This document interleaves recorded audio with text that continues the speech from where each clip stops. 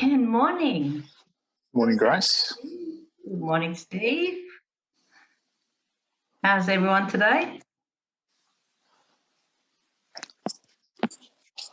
I am weary after yesterday, I must say. You are weary yesterday. I wonder why, Steve. Yeah. Why is that, Steve? Why are you weary today? After the big book launch yesterday, the party last night, it's been a big 24 hours. Awesome. That's great. Now, shall we wait for a few minutes, Steve, before everyone to come in? Or do you want to start it off? Yeah, I'd like to give it maybe 2 or 3 minutes. I guess just because if we all start on a bit of the same, in that same energy, I think is beneficial. So we might just wait just probably 2 minutes, Grace, I think. Okay. Because the more that we can have with that heart-mind coherence, I think it affects the whole group. So. Oh, totally agree. Yeah. Good morning, Chris. It is Father's Day today, isn't it? Forget about the days. Happy Father's Day to the men who are dads. Yes, thank you. And thank you, Eva. Do you want to share a bit of your book, Steve? Yeah, sure. Yeah. Okay. Have you got the URL that I sent you, Grace, or not? I do. Okay, if you could pop that in the chat for people, that'd be great. So, just while everyone is coming on, and there's a few people joining us, I'll just give you a quick rundown. Grace, I've got my favourite shirt on too that you really like. See the? Not your skivvy? No, not my skivvy. Can you see that? Hang on, let me have a look. The work in progress? Oh, No. I love that. Yeah. I'd like to get one of those T-shirts. Yeah. That's how I feel today. Edward, are you singing? Are you, Edward? We can hear someone singing in the background. Or is it James? No, that wasn't me. It sounded like you, Ed. Guess who else sounds like me, though? Warren. Oh, yeah, you got it. Amy, the artist, was channeling his artistic side. You know how much of a musician he is. Yeah. No, I'm going to get one of these days. I'm going to get that T-shirt, Steve. What does it say? It says temporarily closed for spiritual maintenance. I can see that. Yeah, I guess that's kind of how I feel a little bit today after the big day yesterday. So. Same. I must be carrying some of your energy, Steve. Yeah, maybe. Yeah, just feel a bit washed out, a bit flat, but in a good way. Yeah, so your link. Yeah, it's quite I guess it's timely based on what Warren was talking about too, and we'll be talking about and sharing today, is that that concept of our shadow self. And Carl Jung, the psychologist, said it best. He said, everyone carries a shadow, and the less it is embodied in the individual's conscious life, the blacker and denser it is. It all counts. It forms an unconscious snag, thwarting our most well-meant intentions. And so I guess what he's saying is that if ever you felt like you're always hitting a brick wall in your life, there's something in your shadow self that you haven't seen yet. And until we do that, it's what we resist persists, as DeMartini would say. And I guess the key thing with it, you can't kill your shadow self, right? Because if you do, you are killing half of yourself. And how can you be complete? How can you be whole? How can you love all of you? How can you be at peace? How can you be balanced? How can you be centered if you don't acknowledge, accept, and love every part of you? And so that's your pain, your embarrassment, your shame, your weakness, your triumphs, your magnificence, your successes, all of those things. We often only want to show the world those shiny parts of ourselves that we think they want to see. And we do that because we want to be accepted. Everyone wants to be loved and liked and accepted. And so we show the world only those parts of ourselves that we want them to see. And when we do that, we kill off the other part of ourselves. And the whole, I guess, purpose of looking at your shadow self is coming to love all of you. And so my book, Finding You, actually gives you, well, I guess it's part of my journey as well, in looking at my shadow and all the stuff that's going on inside of me. And through the poems and the reflection exercises, I take you on a bit of a journey into the human condition. The interesting thing I found was that a lot of the words in the book resonate with people, because I guess my pain is humanity's Put the pain. heater on that. Why? Because, you know, we are all connected. We are all humans. We all have that human condition as part of us. And so the more that we can look at our shadow self and accept all of us, the closer we are, I guess, to internal peace and balance. And I guess my book is different in three ways. As number one, as emotional and raw as the words are, and they are very, very confronting and personal, it's not really a heavy read. You know, you can read a poem in 1 or 2 minutes. You can have bite-sized chunks. So, you know, a short sitting, it doesn't have to really weigh you down. It can be done really quick. Secondly, one of the I guess the challenges with poetry is you kind of, sometimes you don't get what the poet was writing about. You either go, huh, I don't get it, or is that really a poem about a tree? Or is the poet talking about, you know, the root of all evil that goes up into the sky and spreads out? Like, you know, you kind of just don't know what they're thinking. And so after each poem, I tell you what I was thinking, and then I give you some exercises to do to go and see where those things are in your life. And there's 70 poems in the book across 238 pages.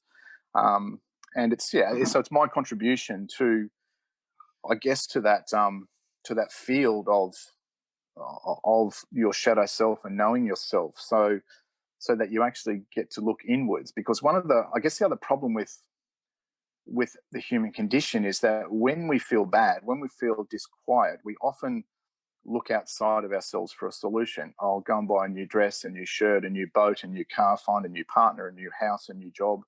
You know, we look outside for trinkets that give us a sugar hit to make us feel better. And that's not where our power is. Our power is within. And the more we can turn within, the more authentic we become. And the more whole I think we become when we accept all of ourselves. And I guess the other thing too, it's been said that the age of accumulation is over, and we're now in the age of authenticity. So the more you can be authentic in your life and authentic with yourself, and that's acknowledging and accepting, you know, all those parts of you. We often say about Warren what a hideous narcissist he is, and you know, instead of running from that and saying, oh, don't you dare say that about me, Warren owns that, right? He owns that part of his shadow, and he is very comfortable in his skin because he owns that part of him. And the more we can do that with all of those ugly parts of it, our jealousies, our inadequacies, our fears, the more we can own those parts of our shadows and not deny they exist, the more complete and whole that we are. So I guess Finding You, the book, is my contribution to the discussion around the human condition.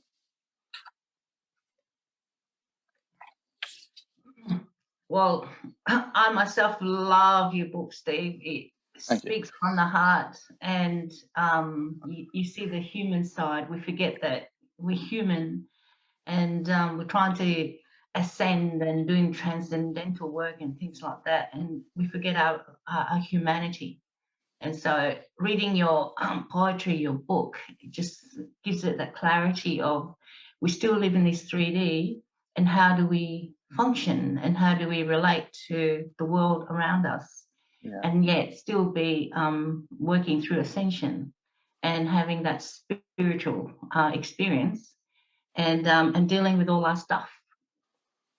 Yeah, the more I look into this and feel into this, Grace, it's really interesting, because you look at the life of Jesus, you know, one of the most enlightened beings ever on the planet, if the most enlightened ever. He still had very human tendencies. You know, he went nuts in the temple and turned over, you know, when they turned it into a marketplace, he turned over tables, whipped people, threw coins. Like he was a full-on badass, right? And he had grave fears around his betrayal, and so even someone of that enlightenment still experienced those human traits, and so instead of running from our humanness, you know, how can we find ways of looking in to accept our humanness? You know, and especially now, these times of great fear and confusion and all of those sorts of things, that, you know, our immediate automatic survival, fight or flight response is to jump to or feel the fear and jump to a survival kind of instinct and look outside for a solution. I'll just go onto Facebook now and look into that group that's spreading more fear, or, you know, I'll sign a petition, or not that there's anything in and of themselves that's wrong with those things, but they can become a crutch and not help us go in and, you know, as Warren's been teaching, finding a true sovereignty from within. Absolutely, because sovereignty is not on the outward, it's totally inward. And drawing it out and living the life of sovereignty. What does it mean? So, yeah, as I say, if anyone, it's a great poetry, and there's nothing like poetry of the heart too. It really reaches to the heart, the words, and it comes alive, and it comes from real, because I love every poetry that you created there, Steve, comes from experience. Yeah. Comes through the tears, the pain, and all the stuff that, you know, we all go through. Yeah, I think in writing it all, I realised I do have a lot of pain, Grace, and I don't really know that I'm that much more different or more screwed up than anyone else on this planet, you know. And so, well, I don't know, maybe I am, but, you know, if I've got a lot of pain, maybe the rest of humanity has as well, and for us to, you know, to move on, and to, I'm reluctant to use that word ascent, but at least to be more balanced and centered and peaceful in our lives. You know, we have to look at that pain rather than run away from it, or rather than go and buy a new boat or quit my job, or, you know, whatever it might be. You know, we look for the trinket, the easy thing outside of ourselves and not within ourselves. So it's true, and it's a great tool. It's great tools to have. So if everyone's got the tools, like, I mean, I found an absolutely devastating news for me, a personal stuff for me yesterday, and it's got me out of balance, and it's taken me overnight doing the whole work, using all my modalities to get me into balance, and letting go of all the stuff, because it really is just stuff. And being able to read something of encouragement, hope, and life, and all the things that you wrote in those poems, Steve. So I'm looking forward to get my copy. Yeah, and tomorrow, according to the courier. So yeah, awesome. And having it right next to me, just to reach out, and it's a form of you know, we all need that, don't we? We all need support in some form. Yeah, totally. And if that, you know, if the book does help you do that, then I've done my job. You know, I take the view that, you know, if it helps even one person to look inside and to accept and love themselves even more than all the effort, and it's been months of effort, you know, is absolutely worth it. You know, that's the tack I take. Yeah. Antonia says, thank you. Pain is like the pus in a wound. It's so true, Antonia. The more we clean it up by feeling it through, the healthier we become. Yes, especially when you squeeze it and it spreads everywhere, doesn't it? It feels so good and liberating. Yeah, lancing a boil, that kind of thing. Right? We all go through that, don't we? Yeah.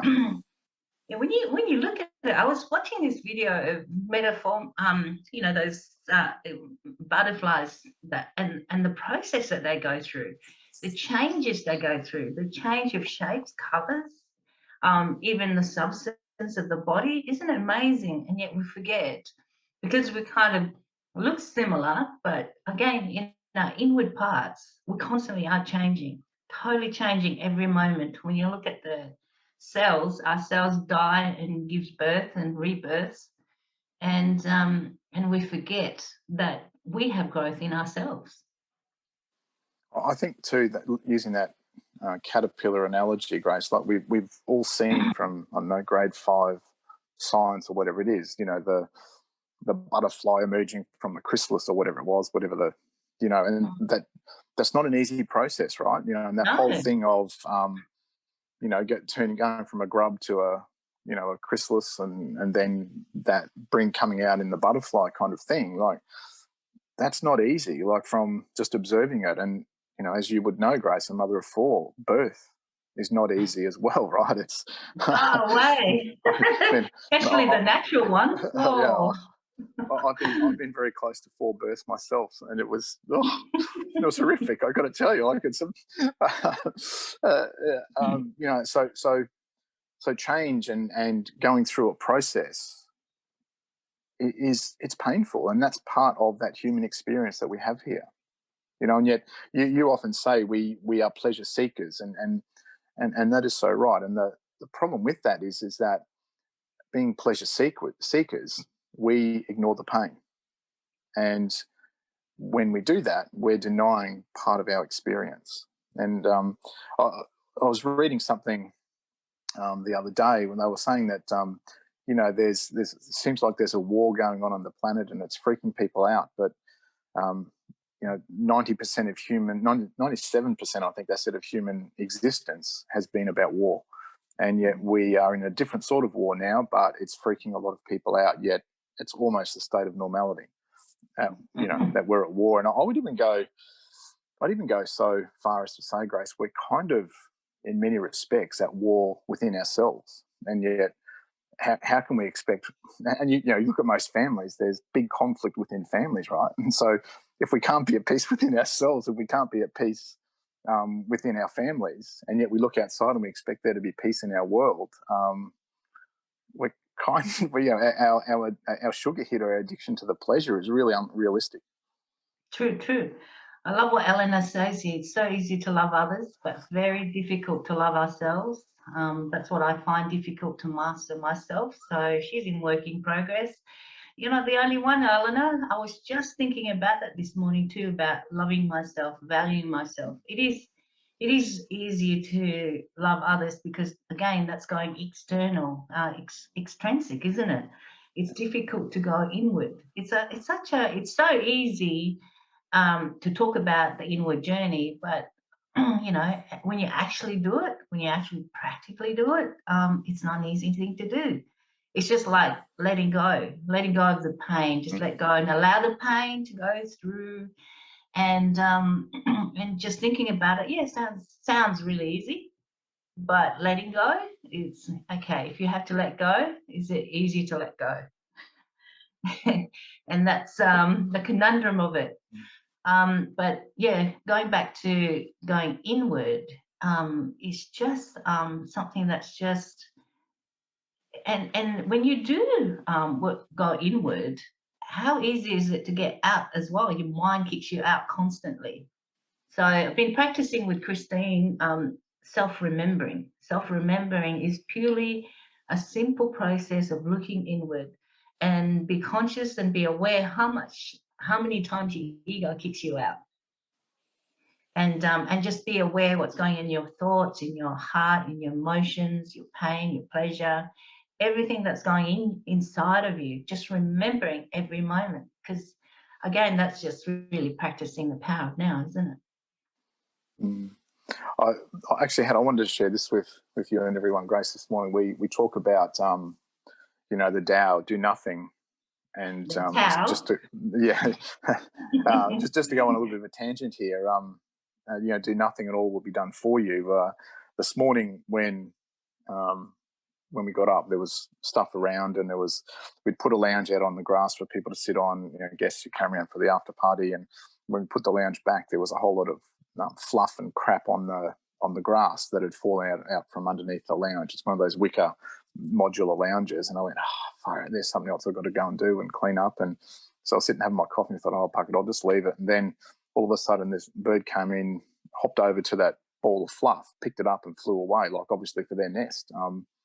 Do nothing and all will be done for you, right? So it was a really just a micro example of how when we do let go, things can happen for us. And yet when we, I guess, place pressure on an outward outcome that we want, or place a fear or a heavy energy towards an outcome that we want, that often blocks the outcome that we want.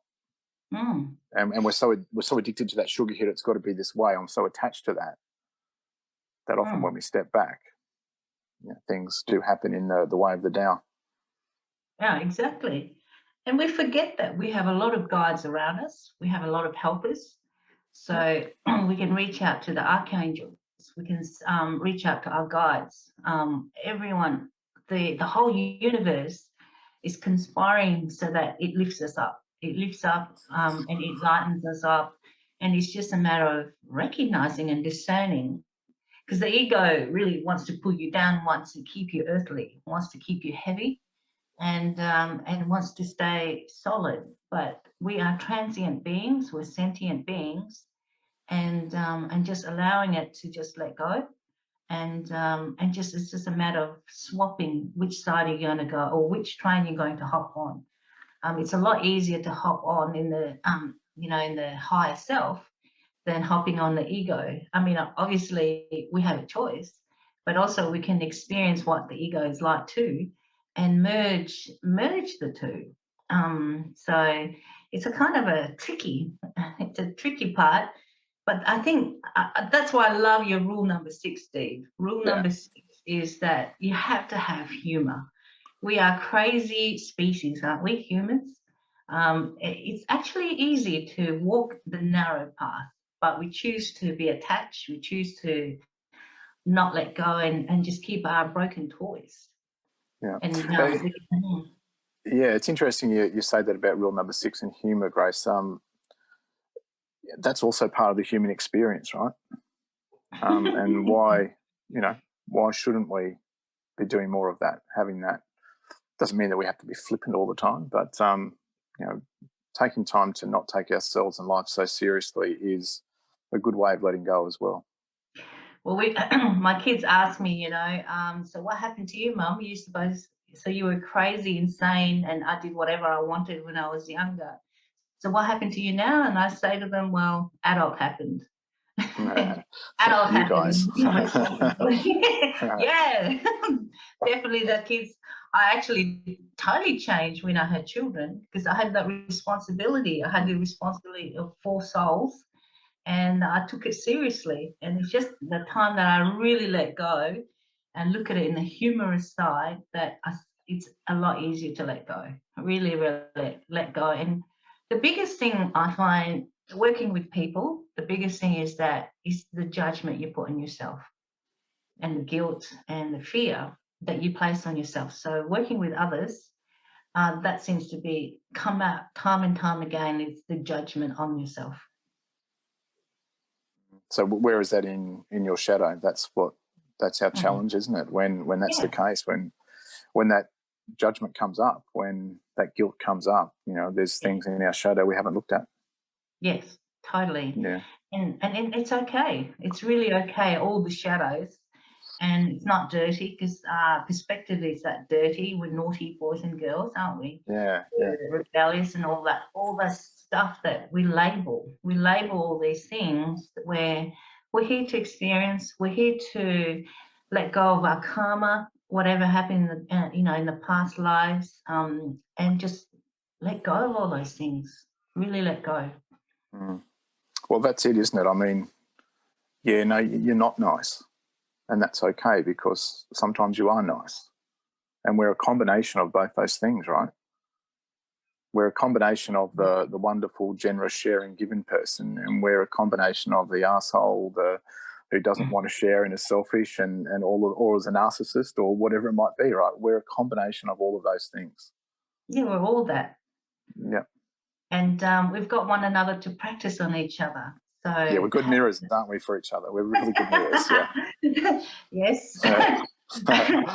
Especially your fingers, Steve. I love your fingers. And it's not just one; it's several fingers. Yeah, the spikier my reaction, I guess, the more the more little emojis you get, right? Yeah, so Stu and I work really well together, you know, we run the awakening within and here as well. So it's iron sharpens iron, guys. Iron sharpens iron. There's nothing like challenge, because I mean, Warren and I, we've been doing it for years and we still do. It gets boring when we're not sharpening each other's iron or swords and all that. So we take it literally. We're here to change. We're here to change. We're here to make a difference. And whatever that means for us, for each one of you, just do it. Just do it. And no guilt, no judgment, no fear. Just give it a go and change that energy. Yeah. All right. Well, speaking of that, Grace, will we do the heart-mind coherence now? Go for it. Yep. Okay. So if you haven't done harmonizing the heart and the brain, I'll just give you a quick bit of background with it. It's based on research by the Heart Math Institute in the US. They found our hearts have 40,000 cells. They're brain-like cells called centroneurites, and researchers discovered what they call the little brain in the heart, and they found that these centroneurites can learn to think independently from the neurons in the brain. They remember independently from the neurons in the brain, and they communicate independently from the neurons in the brain. And yet our challenge as humans is we've been so conditioned to see the world only through our brain, and when we do, we're forgetting the other part of us, our heart. And it kind of makes it separate. You know, we've got these two powerful organs, and when they're not working together, we're kind of half as powerful, if you like, as we could be. And when we harmonize the two of them, you know, we're different to all other forms of life on this planet. You know, it gives us the powers of empathy and compassion and intuition and all of those sorts of things. And so the purpose of harmonizing the little brain and the heart with the big brain in our heads is it creates I guess like a hotline to our subconscious. And so things like affirmations work a whole lot better. The healing benefits begin of our own self-healing within our body. Scientists found they can last for up to 6 hours. You know, so it's a whole way of changing our state and connecting to and using the whole power of our human experience here, the big brain in the head coherent with or connected to the little brain in the heart. And so there is an exercise that scientists have come up with, and you know, it's used quite widely around the world and has been for a number of years. And as we've done, I don't know, maybe for 6, 8, 2 months or whatever, we'll go through that. So there are 3 steps to it, and I invite you. I'll take you through it. Invite you to follow with me. So the first thing, just close our eyes, and so get you to to shift your awareness from your thinking mind into your feeling heart. So I invite you to gently touch your heart center. So either with, you know, an open palm, like I'm doing here, or with a couple of fingers or one finger. You might want a little ball, in whatever way is comfortable for you. And so when we close our eyes and we touch our heart space, and the reason that we do that to start with is that our awareness always goes to the place on the body where you feel the touch. And so this draws our awareness from our thinking mind, where we're so busy and so active and so in touch with the outside world. It sends a signal that I'm turning my attention inward. So that's step number 1, touching that heart space, shifting your awareness, telling your body that you're turning your attention inward. And the second step is to slow your breathing. So I invite you to breathe in through the nose for a count of 5. Hold for a count of 5. And out through the mouth for a count of 5.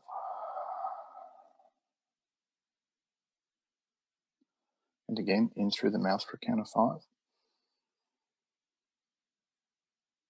Hold for 5. And then out through the mouth for 5. And again, in through the mouth, in through the nose rather, for 5. Hold for 5. Then out for 5.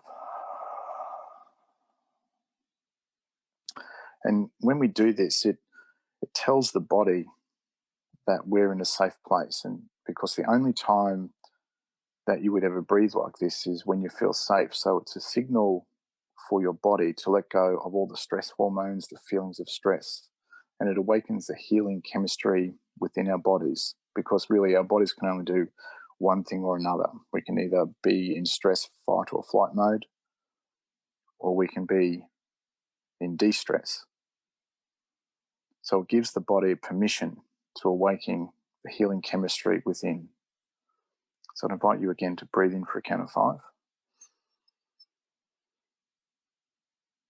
Hold for 5. And then exhale for 5. And once more, from that place you feel the touch, breathe in for a count of 5. Hold. And out through the mouth for 5. And then the third step, and this really is the key, is to create a feeling in your heart from that place you feel the touch, the place where you were just breathing from, to the best of your ability, to feel one or a combination of care for anyone or anything, appreciation for anyone or anything, gratitude or compassion. Care, appreciation, gratitude or compassion.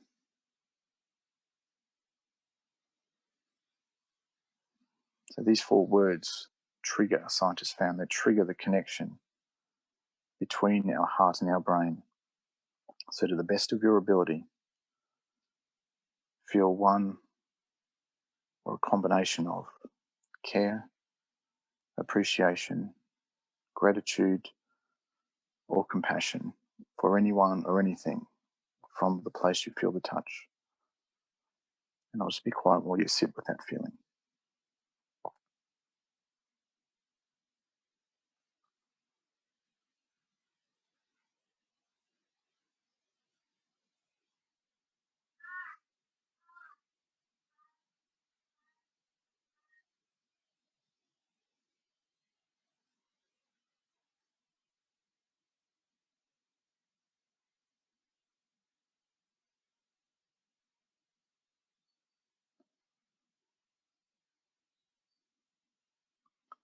I'd invite you to take one more slow breath from that place you feel the touch, in for a count of 5. Hold for 5. Then out through the mouth for 5.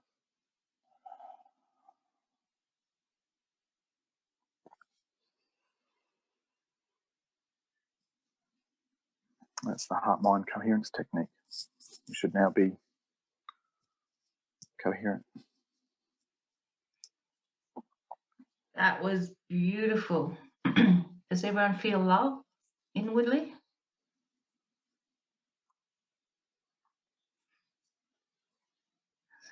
Huge benefit being sensitive and being gentle. Thank you so much, Steve. Pleasure. I know that you have to go and do some more celebration with your book. Yes, yeah, no, oops, I just dropped my phone. Yeah, got a bit of a Father's Day thing happening here. Happy Father's Day to all the dads out there as well. Yeah. Yeah. Have you got a copy of your book in hand so you can? I do. Yeah. So I can flash it. Yeah. Yeah. There we go. Check it out. Yeah. And a lot of reflection inside too. Yeah, there's a lot of space for you to reflect on where the words, I think, and the feelings are in your life, and help you look in it. I guess the whole thing is the scaffolding to help you look in to heal your stuff, because we've all got stuff. Yeah. Thanks, Lorna. Yeah. And it's self-reflection really is looking in that mirror and not forgetting what your face looks like. You know, every morning we check out our face and then we forget what we look like. Well, I do anyway.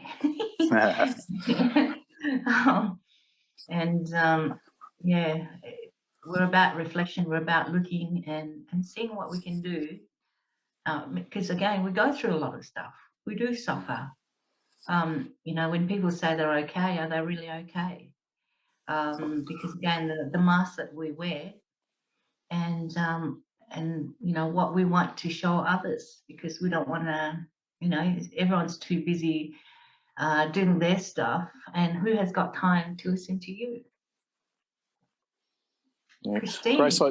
Grace, I just felt led to, just before I go, to read, and again, this is about going inside, just to read from page 54 of the book. It's called Just Be. And if it's okay with you, I'll just, yeah, so it's quite a short poem. There's 2 words per line. But I just felt led to share it with you at the moment. So it goes like this. Just be. Let go, open up, be still, find quiet, just be. Turn off, shut down, allow in, slow time, just be. Go soft, lighten up, feel love, release tension, just be. Close eyes, shrug shoulders, silence mind, welcome calm, just be. Feel good, hold space, listen out, feel free, just be. Sit there, look around, listen up, breathe deep. Hello, me. And what's your reflection on that, Steve? What's the questions? Okay, let me, I'll just read out. I'll read out one, what I wrote. Oops, if I can find it, I'll put it down. So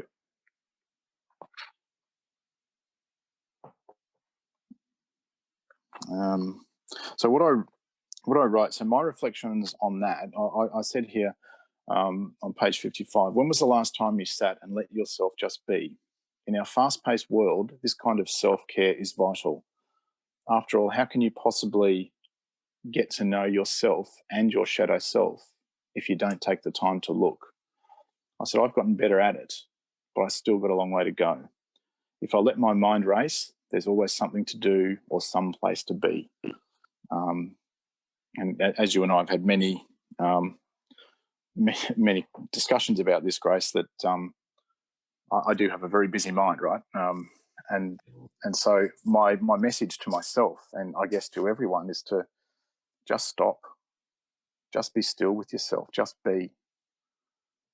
When you do, magic can happen in terms of solutions to challenges you may be facing, new ideas, or the greatest gift of all, a still mind, even if it's just for a short period of time.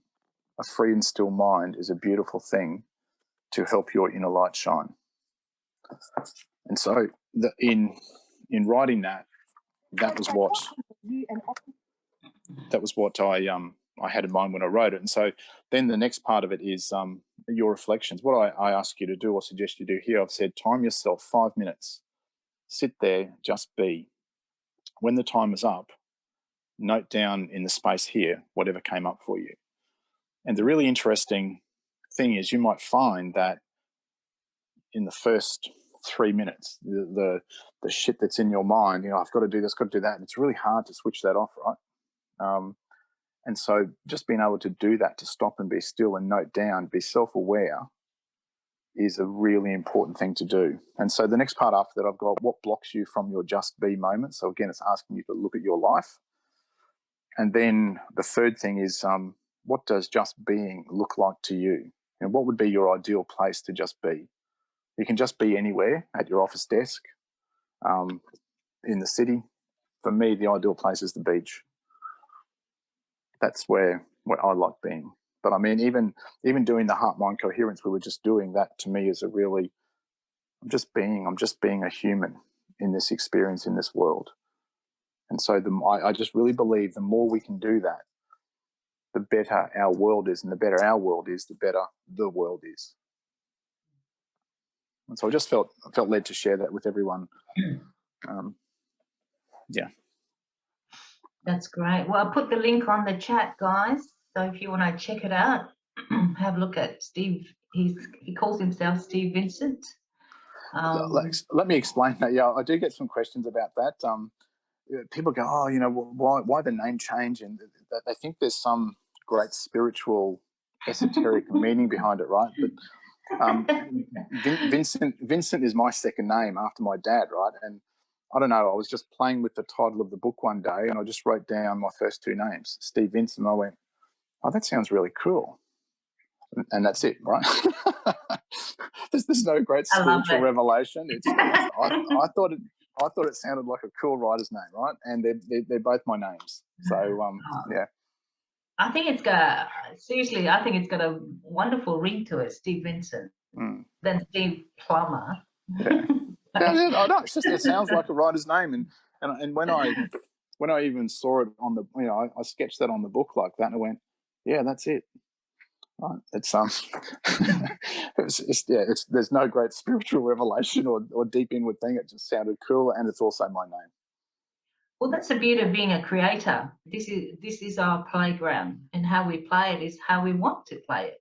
So you can call yourself whatever you like. I've told my children that I don't want to be called Nana, Grandma, or anything when they have children. I want to be called Darling.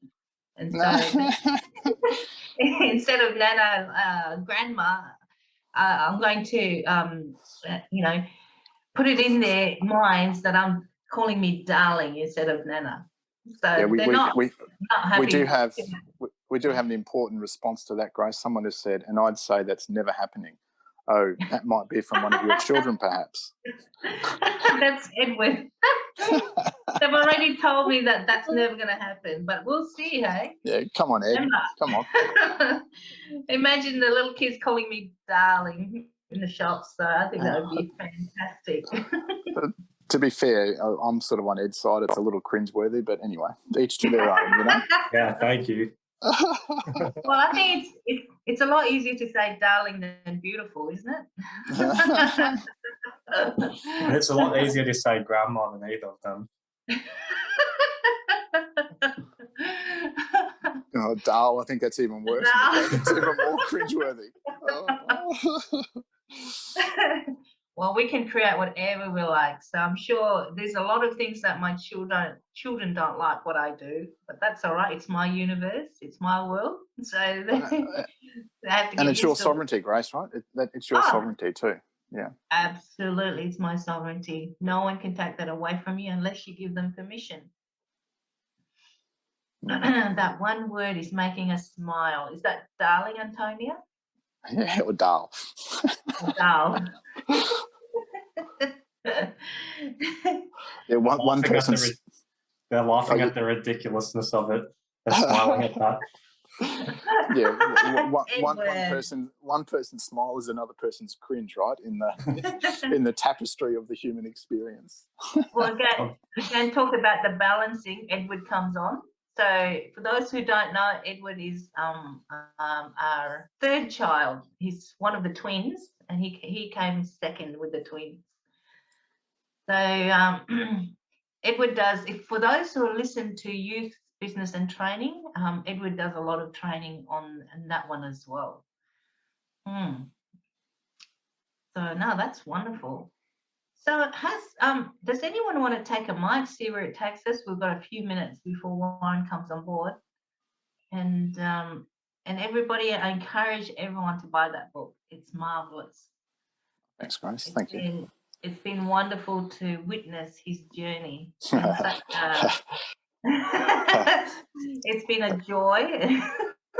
Again, one person's wonderful. One person's wonderful, one person's joy is another person's struggle, right? So, yeah. That's why I've got wrinkles, Steve, because of you, with all the laughter that you've given me. So I've got heaps of wrinkles on both ends around my eyes.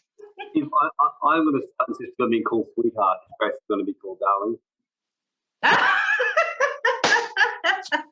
Right up your alley, Warren, isn't it? Huh? Especially if the little girls, they call you sweetheart, hey, Warren? Oh, dear. Yeah. There you go, Edward. What do you think? So Dad's going to be called sweetheart and I'll be called darling. I think both spectacular. I wish I could say that I would make that happen, but I'm not going to say things like that's not true. Well, there you go, Steve. Eleanor just ordered a book. Hey, thanks, Eleanor. Good. I'll sign it for you and send a bookmark with it, a branded bookmark. Appreciate that. Thank you. Oh, have you created a bookmark, Steve? Yeah. Yeah, Oh, several. what? Yeah. Oh, did I get one too? You did. Yes. Oh. Yeah. Yeah, don't upset the Leo, Steve. Yeah. Yeah. Hang on. Some kind of Yes. storybook. Yes, darling. Look, my hair's flattened today. It's not coming out like the big mane that it usually does. No. Yeah. So no, seriously, that's just to watch Steve go through the journey. It has been such a pleasure, and it's been an honor to actually witness someone go through it. And there's nothing like, it's such a sensitive issue when you go through, and it's a difficult thing when you go through the metamorphosis. But it's also an honor to actually watch what Steve went through and the beauty that came out of it, beauty before ashes. And so from my side, Steve, total gratitude on my part to actually witness your journey. And it's just, it just brings tears to my eyes, to be honest. And it softens my heart because of what you went through, what you've endured to get through it. And you still do from yesterday, right? Your website. Yeah.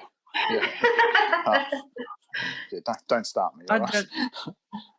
I'd just like to agree with that, Grace. It's been an amazing journey. It really has. Oh yes, Christine the twin. And it's reflected. It's reflected so much in my journey. So I really, feel your pain, understand where you are, and I think that book that you've written with all those opportunities for people to take themselves into their own places is just fantastic. It's been really tough, and it's been really tough, and to go through it and come out to where you are now is just amazing. Yeah. Thank you. But my ego is going through FOMO, Steve. And you, the best book I've never read. Well, you've been too busy about yourself, Warren. Yeah, the narc wasn't really interested, right? The narcissist had his own stuff to do, right? Steve, I just got to cross my mind to even look at your book or buy it. I'm more about myself and I. Well, I mean, it was only launched yesterday, Warren, so that doesn't surprise me that you didn't have any idea about buying it or anything like that. So it's just not on your radar, right, as the narc, right, the narcissist. There was something to happen yesterday to you, and I said, okay. What was that? I missed that. There was something yesterday that you were doing. I was like, oh, okay. Yeah. Oh, yeah. Who cares, right? Yeah. He's too busy loving his own Facebook posts. Yeah. To me right now, my universe. Cut off, Warren. I mean, who's more important than me in my universe right now? Good example, right? Narcissist owns it, owns his shadow. Absolutely. Yeah. But I mean, I guess that on a serious note, though, look how freeing that is for Warren, right? He's not worried about being nice to me or offending me by, oh, Steve, I can't wait to get your book. He's going, oh, you got a freaking book? What? I didn't even know. Like that's freedom, right? Because that's real freedom, and it's a really good example of that of what we've been talking about for the last however long since we've been on today, right? That he's owned that part of his shadow. Well, the thing is, Steve, the kind of books I read are either spiritual books like the Bible or Pagan or something like that, or violent assassin novels like Jack Reacher, where people get killed and beaten up. So they're the two extremes I tend to read. So. And did you check out what Antonio said? And the fact it didn't affect you, Steve, means you're also. That's right, just Warren, right? He's a narc, Yeah, because I was thinking, that, we meet every Sundays to build that kind of relationship that Steve didn't react to Warren's, narcissism. It requires relationship. So I've been thinking the last few weeks, if you guys are up to it, we could just have like a coffee over Zoom, like twice a week or something, just for an hour, and build that relationship with one another, because there's nothing like building a relationship with each other, get to know each other and sharpen each other as well, knowing where, you can go as deep as you want, you can be shallow, you can be whatever you like, you can be a narc like Warren, chuck a temper like a 2-year-old, just be, as Steve just read, just be, and allow yourself permission to be. And so I'm thinking perhaps just for 1 hour on Zoom, and just get together, and perhaps I'll start that next week. I'll put that on the Siddhi Awakening on Telegram, and I just send the link. So if you can join, great. If you don't, that's great too. So whichever. So just for an hour, have a cup of tea, cookies, make your own tea, and we'll have a chat and really build relationship with one another. Steve, I'd like to build more intimacy with you. What was that? Steve, I'd like to build more intimacy with you.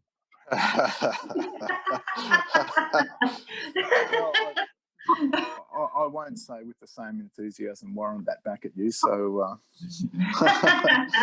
it's actually it's a really interesting point though, because the me of 3 years ago would have been highly offended at Warren's disinterest. It would have triggered something in me that, well, how could you not be interested? Like, how offensive is that, Warren? You asshole! It would have really. That would have really triggered those parts of my shadow self that I hadn't looked at, and the ego would have come up, and I would have said nothing, but I just would have gone, ha ha ha, yeah, Warren, funny, and I would have probably stewed about that for 2 weeks, but well, actually, I know Warren's a narc and he owns that, and I think I've owned parts of that little boy who would have been offended by that, Well, also too, Steve, 3 years ago, you wouldn't be here today. You wouldn't be talking the way you're talking. That book would have made. I mean, Christine can vouch this for me, that, Steve used to have 30-minute silence. While no, that's not true. No, we need to dispel that. Down to 30 minutes instead of an hour, Steve. Well, certainly felt like a long time of silence. All right. I'll own my silence. Okay, it was a long time. All right. I'm happy to own that. One thing I will say too, Chris asked on there if it will ever be an ebook form. No, it won't, Chris, because the book is very much about, I guess, an intimate personal journey. I actually want it to be in hard copy for you, so you can write. You can write, and you don't have to show it to anyone. You don't have to, print out 230 pages on your, on your computer. And I actually think there is great value in being able to write something out, to take the time rather than type it, just to use those neural pathways, to write something out, and because it's a slower process as well, it gives you time to go inward. So it will never be an ebook. So Antonia is an artist too. What do you do, Antonia? Am I speaking on mic? You are. Okay. I've only just started in the last few years. I'm actually sort of starting at the other end of my life, which has been really challenging, but I really love it. And I've had the opportunity, having done all the different vocations that I've done. I've been a stay-home mum for about 10 years, or maybe 15. And I do abstract work as well as a little bit of representational work. My challenge is trying to learn the business side of it, actually, because I was just learning my craft, and now I've got to learn how to get it all sorted out there in business, which is good. I don't mind. It's exciting. But it is challenging. Every time I put myself out there, it took me a long time to feel the courage, because it's so vulnerable. Like, it's so much a part of my heart. And now I go to that place in my heart, and when I do a piece, I know in my heart that it's where it needs to be, and that's enough. So then I don't mind. Whoever looks at it, if they love it, they've had the same experience that I've had, because it's very spiritual when I'm painting. And if they don't like it, it's okay. We've all got different tastes, so it's really interesting. But like Steve said, it took me a while to actually come to terms with being rejected. But it doesn't happen. Yeah, like even as I've accepted it, it doesn't happen so much now. I'm noticing as well. So it's moved something for sure. Thanks, Well, by the way, to both of you. It's been really nice listening to all of your lovely thoughts that you're putting forward. And I tell you what, that poem was really gorgeous, Steve. When you were, thank you. it was just, I was able to close my eyes and listen to it, and it just was having a very big energetic effect. So really looking forward to having a look at more of that. Thanks, Grace. Do one more, Steve. Do one more, I reckon. Do one more? One more, yeah. okay. But say it slowly in your sexy voice. Well, as long as Warren's listening, then okay. As long as Warren appreciates me, okay. All right. Let me just give me a sec to feel in to find the right one. Yeah, because it's got the energy. You know, do you notice when you read a book, you can sense the energy behind the book. You can sense the heart of the author. One of my favorites is David Hawkins, and so I know Steve loves David Hawkins as well.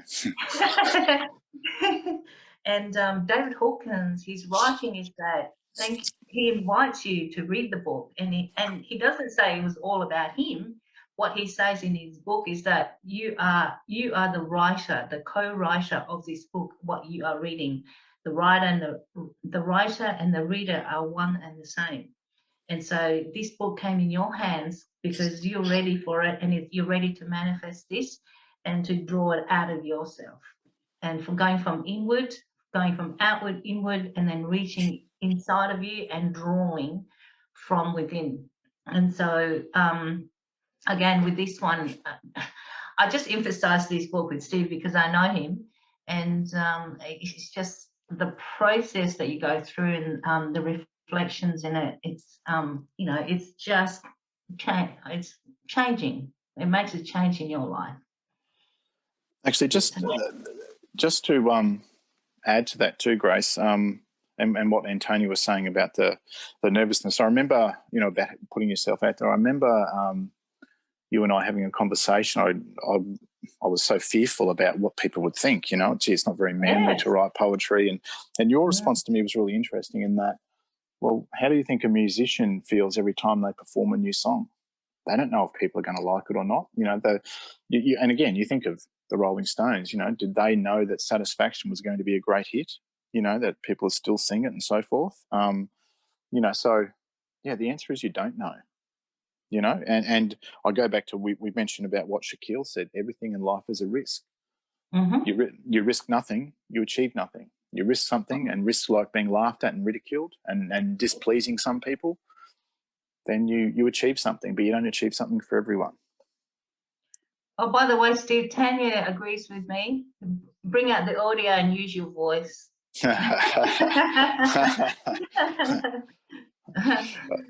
All right. So here we go. This one's called A Message to the Birds. And it says, to fly like a bird in the skies, forever free, chirping away loud as you like, happy for others to see, or to soar like the sea eagle, majestic and high. Oh, to let go and roam like that, it makes my heart sigh. To swoop down and rest, or just sit and be still, to do whatever you feel must be a great thrill. You start each day with a happy, bright song and gather together in a spirited, noisy throng. Every day it seems you have it all together, able to flow and thrive, no matter the weather. You're nimble and light in every single way. Oh, to be that clear, it must be the happiest day. But you do it all the time, all through the seasons. Never it seems weighed down by your demons. Liberty is your birthright to fly high up aloft. Your heart must be pure, so happy and soft. You may be tiny and not so significant, but you have much to teach this here 3D variant. Because I watch you fly and wish I were so. But my search goes on, my battle rages to and fro. Please keep showing up, my little feathered friend. You inspire my quest, which never seems to end. But just being there happy, light and free helps me find those qualities buried deep inside me. And my reflections on that, I'll just read from page 47. It says, I love to sit in my backyard, especially early in the mornings and late afternoons. The birds, from the tiny but feisty willy wagtail to the fast and diving seagull to the magnificent soaring sea eagle, they show up every day in their unique way. The thing is, they rarely seem to change. They just keep on keeping on, happy in their skin to do their thing. They seem so confident and self-assured, no matter their differences. They seem to not have a care in the world despite the weather, the changes to their environment. They are just themselves. I admire that. It seems a perfect way to be. So one day I asked Spirit what message the birds had for me, and this was the answer I got. And so the reflections, I encourage you to sit in nature, have a conversation with a bird or a tree or the wind. What messages do you receive? And there's half a page to record your answers. The second one is, if you were free like a bird, where would you go? What would you do? Really let go and see what comes to you. And then the third one, that the deepest reflection for you is, what you qualities have you buried? And then what's stopping you releasing them? And that will be a much deeper answer for, for different people. Beautiful. Oh, you got another order, Steve. Oh, thanks, Maria. Cool. So thank you guys for those who ordered Steve's book. Yeah, thank you. Highly recommend his book seriously. Thank you, Grace. And thanks everyone for connecting to that. I do appreciate it. Okay, Warren's going to be ready in 2-3 minutes. That's extending it, Warren. He keeps extending it. He's a narcissist. He doesn't care about anyone else, right? He doesn't care about anyone else.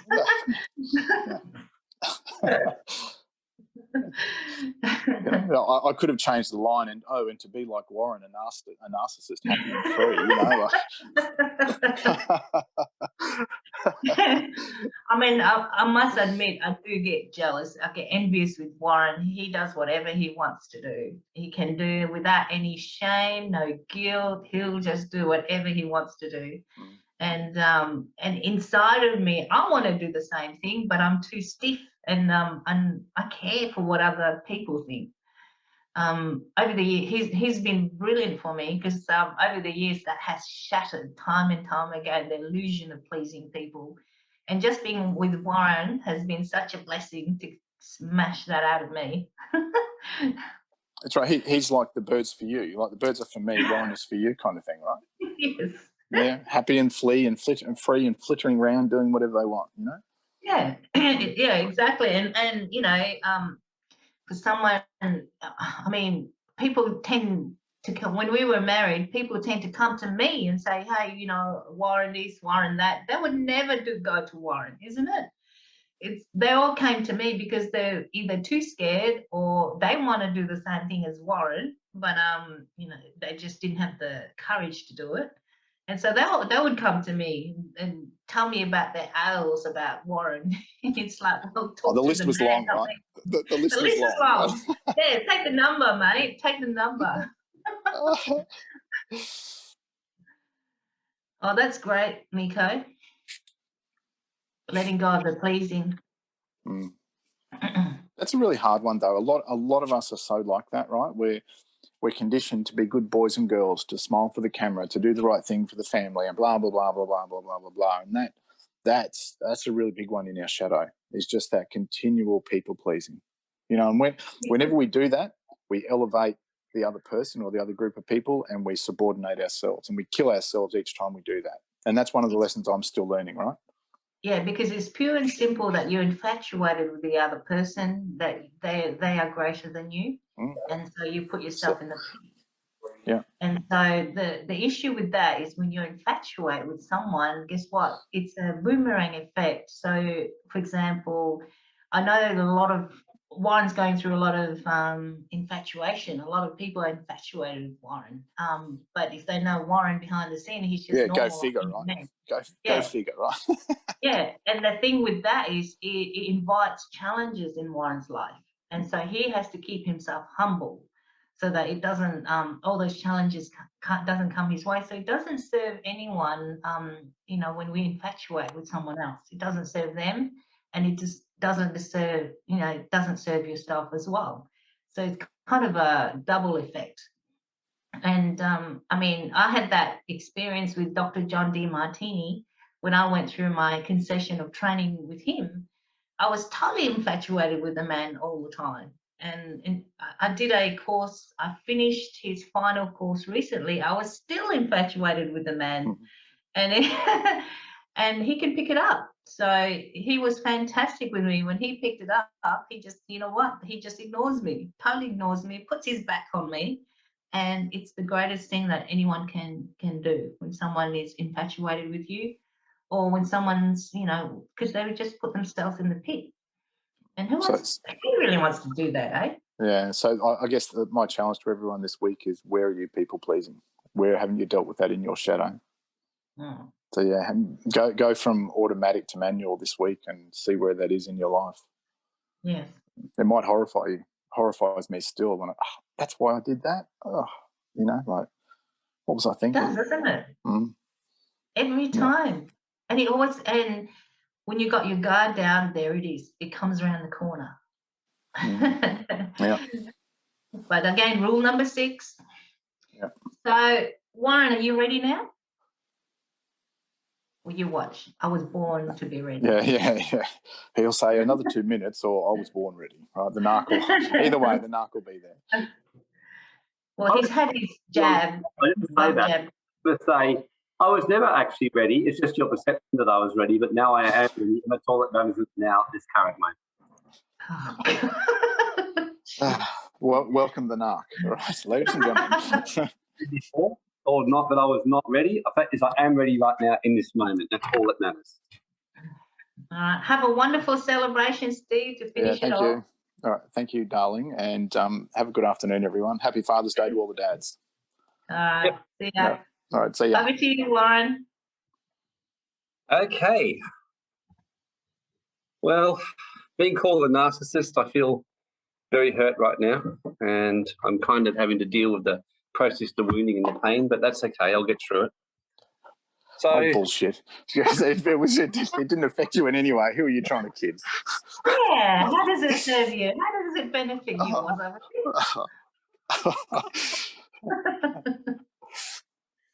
Oh, I love giving Steve shit. He was born to get it from me, Steve. It's a two-way street, Warren. You are. You do get me back occasionally. 1 in 10. Okay, so let me just put my lovely little microphone on.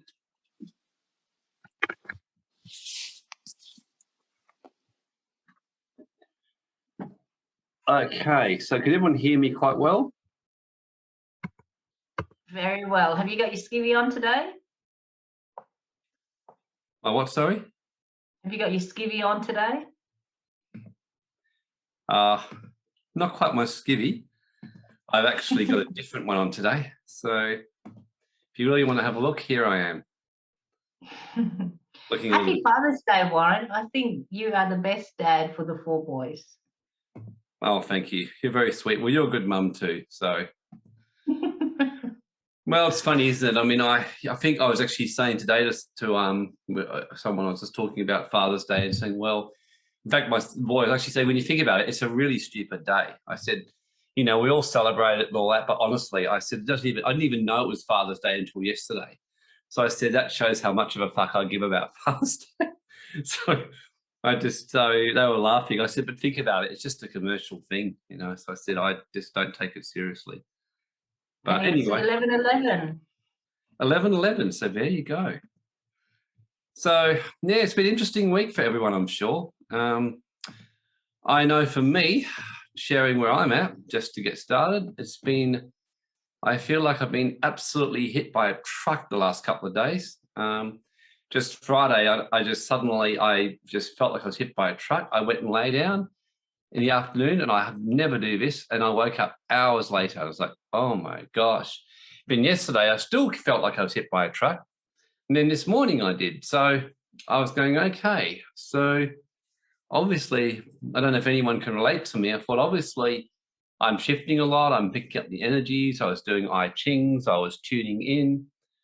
And in the end, I just kept getting the same message. It was like, okay, overall, a very good message, basically telling me I was in a process of metamorphosis, transformation, and getting ready for even more success. And it just made me think, I thought, gosh, we just want to be busy, don't we? We just like to be busy, and just and when we're just in that stillness, doing nothing, that inner thing that says, oh, I've got to do something, or what can I do? Or how can I distract and busy my mind? And there was a man called Dwight Moody who actually once said, if I could just get someone silent for 5 minutes in their mind, he said they'll always come back to God. So, yeah, it's actually the same. So, yeah, I'm meeting a few people like that. So, to get started, who would like to read the prayer of Yeshua to get this underway?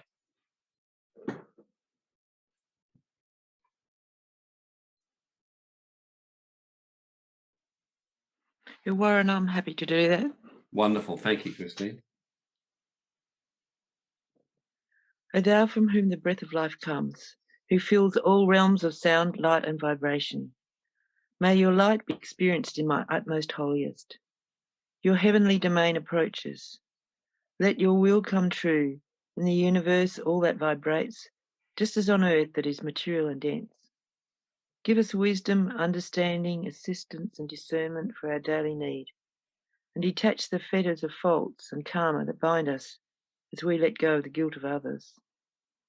Let us not be lost in superficial things like materialism and common temptations, but let us be freed from those things which keep us from our true purpose.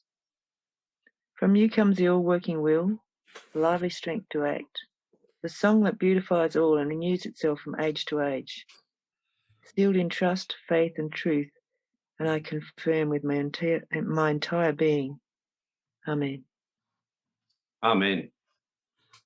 Thank you, Christine. Okay, so I always like to start with a bit of a message, and before I show you the main one I got that was actually quite extraordinary, I'll just start by just a couple which I've look, we're certainly in a mental spiritual war, and I think part of the reason that we've gone quiet, Friday night, William and I did a very, very long clearing a whole lot of the major energies and over the cities, over West Australia.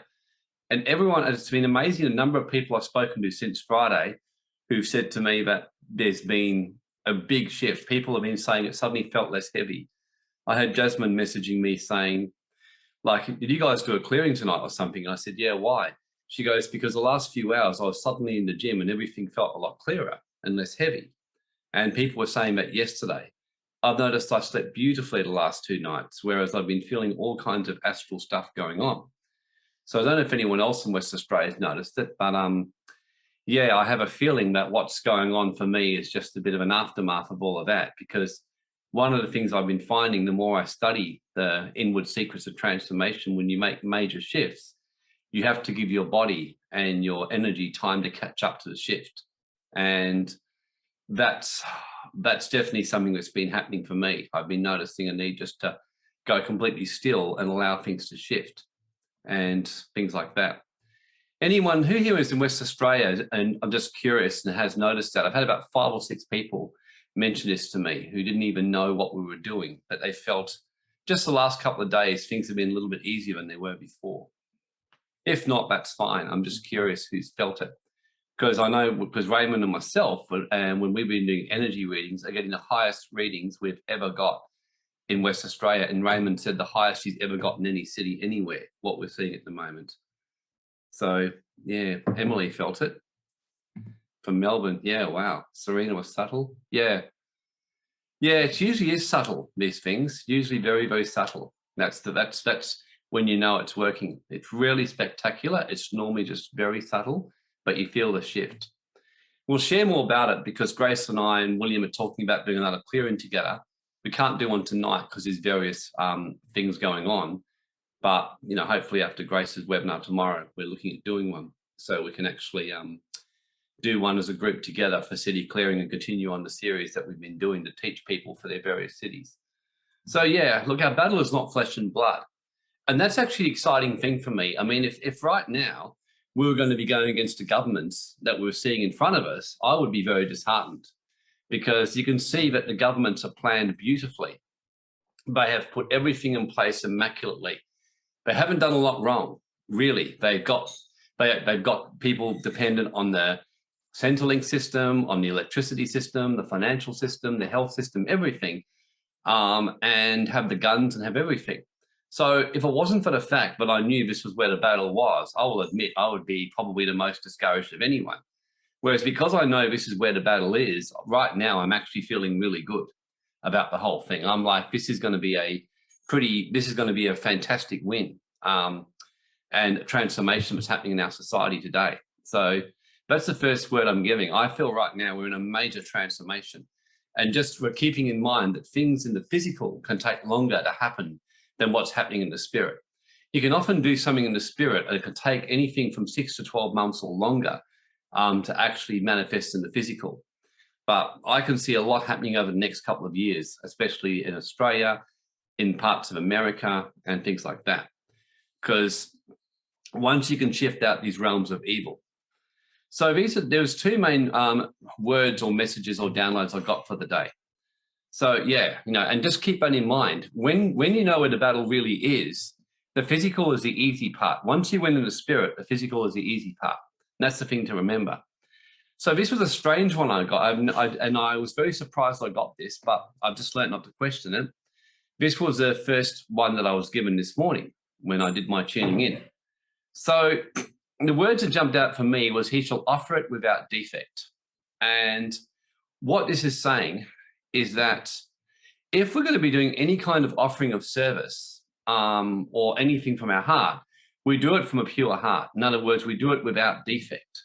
Or if we're going to do it another way, we do it 100% and we have our hearts in the right place. Yeshua once said, but if you have unforgiveness towards someone or you're charged against the government, there's no point coming to pray and do spiritual energy clearing when deep down you hate the ground that Daniel Andrews walks on, or you have this, you can hate the actions and despise what you see going on, but the heart must be without defect, which means that we have an open, pure heart. And you'll be learning about that more today, where it says in scriptures about the pure in heart and the inward journey and why that is so important. What was very interesting was I did an I Ching reading, and this is what I got to follow up on that. Now, what's extraordinary about this I Ching reading is that we got what's called the Kun receptive hexagram. Now, this, after hearing what Steve was doing with Grace and everyone was doing today, it was mind-blowing, the synchronicities yet again that was actually happening, like the moving of the hearts. And even just then, that wonderful statement that was said by Antonia just then, they are humans overwhelmed by darkness. What you'll be hearing today, you will just hear about a new perspective to see what's going on in the world and how things are happening. So the chances of getting this hexagram, keeping in mind that there's 1 or 3 possibilities when you toss 2 coins, because the original I Ching is that it's either a head and a tail, 2 heads, or 2 tails. That's all it is.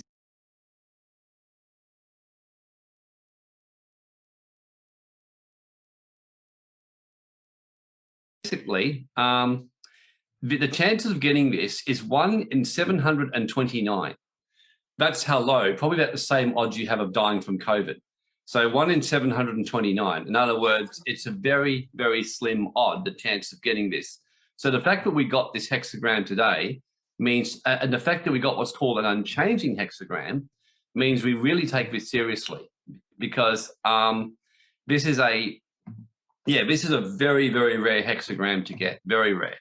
So the receptive, this is the purest of feminine, because the way the I Ching works is a strong, solid line means you get a, means that what you've got is you've got a masculine line. So there's 6 feminine lines that are broken here. So this is all about the feminine, which really made sense about me. And it made me realize that, wow, that's why I've been getting hit by a truck. It's just telling me to let go. It's telling me just to go inward, let the power manifest and move inward, and let go of my body a lot more.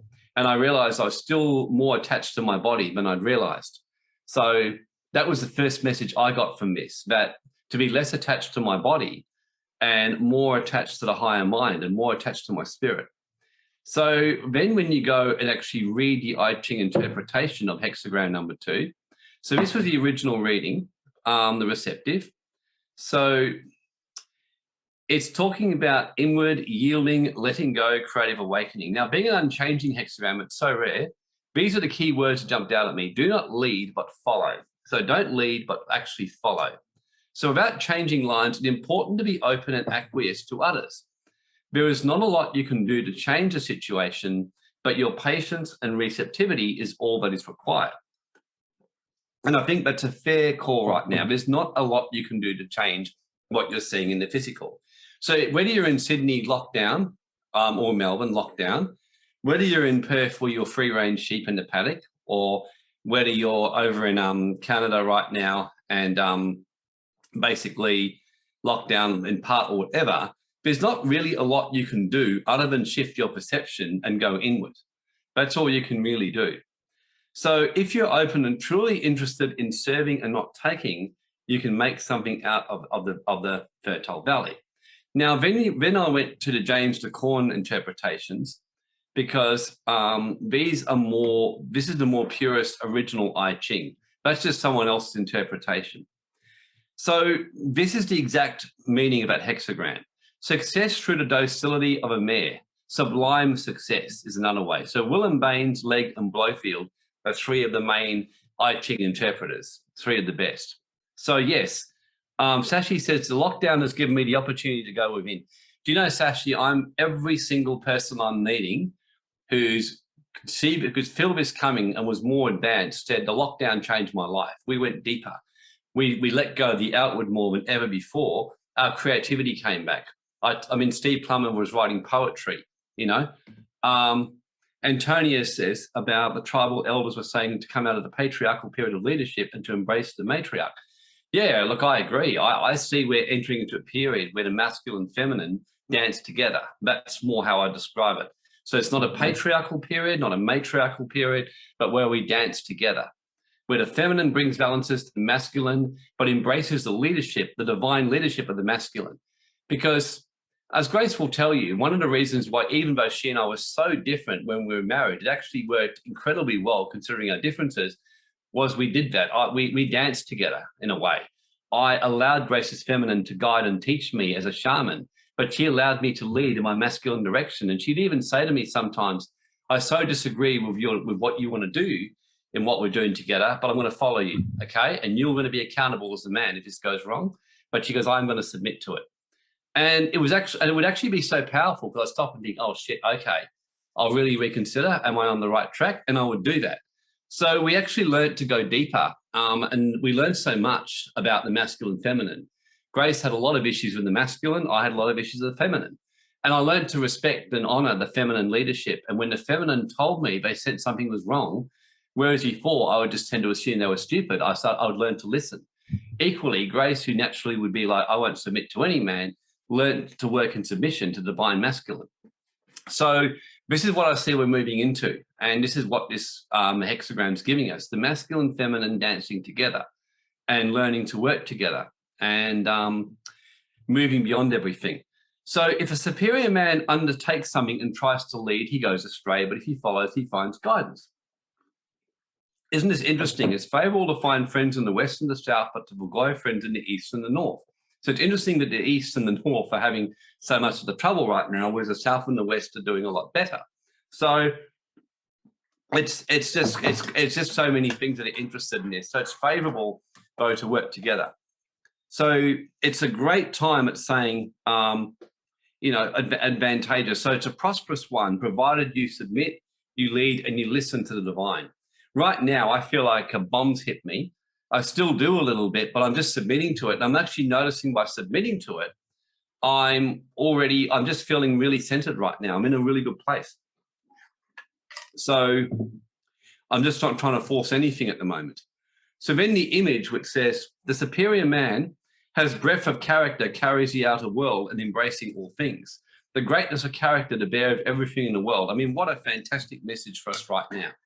So it's a time to have the greatness of character and a support right now of everything that's going on in the earth, and with their large virtues. In other words, let our character shine. As Christ said, let our character shine, and, you know, men and women will follow our lead. So that's basically this one here. So the superior man, it says here, so Lin Si Huan says the following: the superior man disdains the burden of all that under the sky. The common people depend on him for their rest and enjoyment. Birds, beasts, creeping things, and the tribes depend for the fulfillment of their being. Their hope would be in vain if he's of narrow mind and cold virtue. And this really, really, really lines up with what I'll be sharing today. So this is the, so really when it talks about the Southwest, it's saying the injunction is to seek receptive friends and shun those who are recalcitrant. In other words, not to lead, to follow, but choose carefully who you follow. Really choose carefully who you follow. There's so many false spirit gods and people right now who are all over the place, and you really don't want to be around their energy. I mean, it's one of the reasons I love, you know, what I've always loved about Grace is she's kind of like, she's me. When we were, you know, even when the kids were in school, we never went to most parents' nights. It used to be quite funny. You know, occasionally we would just wander on in, but we didn't really go that often. I never really saw myself as a father. I never took that label on myself. In fact, someone once said, what does it feel like being a father? I said, I don't know, it feels weird. I said, I more feel like being my friends. But because we're living in our house and I'm paying their expenses, they've got to kind of do what I tell them. That was how I saw my family. And this is what I always said to the boys. I said, really, the only reason you have to do what I tell you is because you're younger and you're living off our expenses. And I even said, if you guys could make enough money to be comfortable by the time you're 13, 14, you wouldn't have to listen to anything I'm telling you. So that was always how I saw parenting as well, and dropping the labor. So being in the magnetic is so powerful. You know, it's just letting go. And here's another great poem. I am the door, this is from the Kabbalah. I'm the door of life, the passage from the world of ideas into the world of forms. Now, as day off the door, I present myself as a portal through which life, eternal and unbounded, enters the realm of temporal and limited creation. I am the fruitful womb where all creatures have their birth. So, and the final words here, if the superior man takes the initiative, he goes astray. So really right now, this is just a time of doing the work and letting go and being at peace. So this is, just, in other words, it's a great message just to follow right now. Who can really relate to that right now? Who finds they're going like, yeah, I can really relate to that? So, yeah, just letting go, just really, and Tony, I've so much to my daughter and gives much back. Treating, yeah, look, when I hear parents got problems with their kids, I go, I honestly believe that not in every case, but 95% of the reasons that parents and kids are having clashes is just not the parents just not letting the kids find their own journey and walk their own path. I mean, we've done that. I mean, yeah, we don't own our children. We really honestly don't. I couldn't agree more. It's one of the reasons I'm so inspired to do this youth work with Ed and I together. I mean, for example, I can remember 5 years ago, Edward he'll tell you, he used to kind of feel that I favored James over him.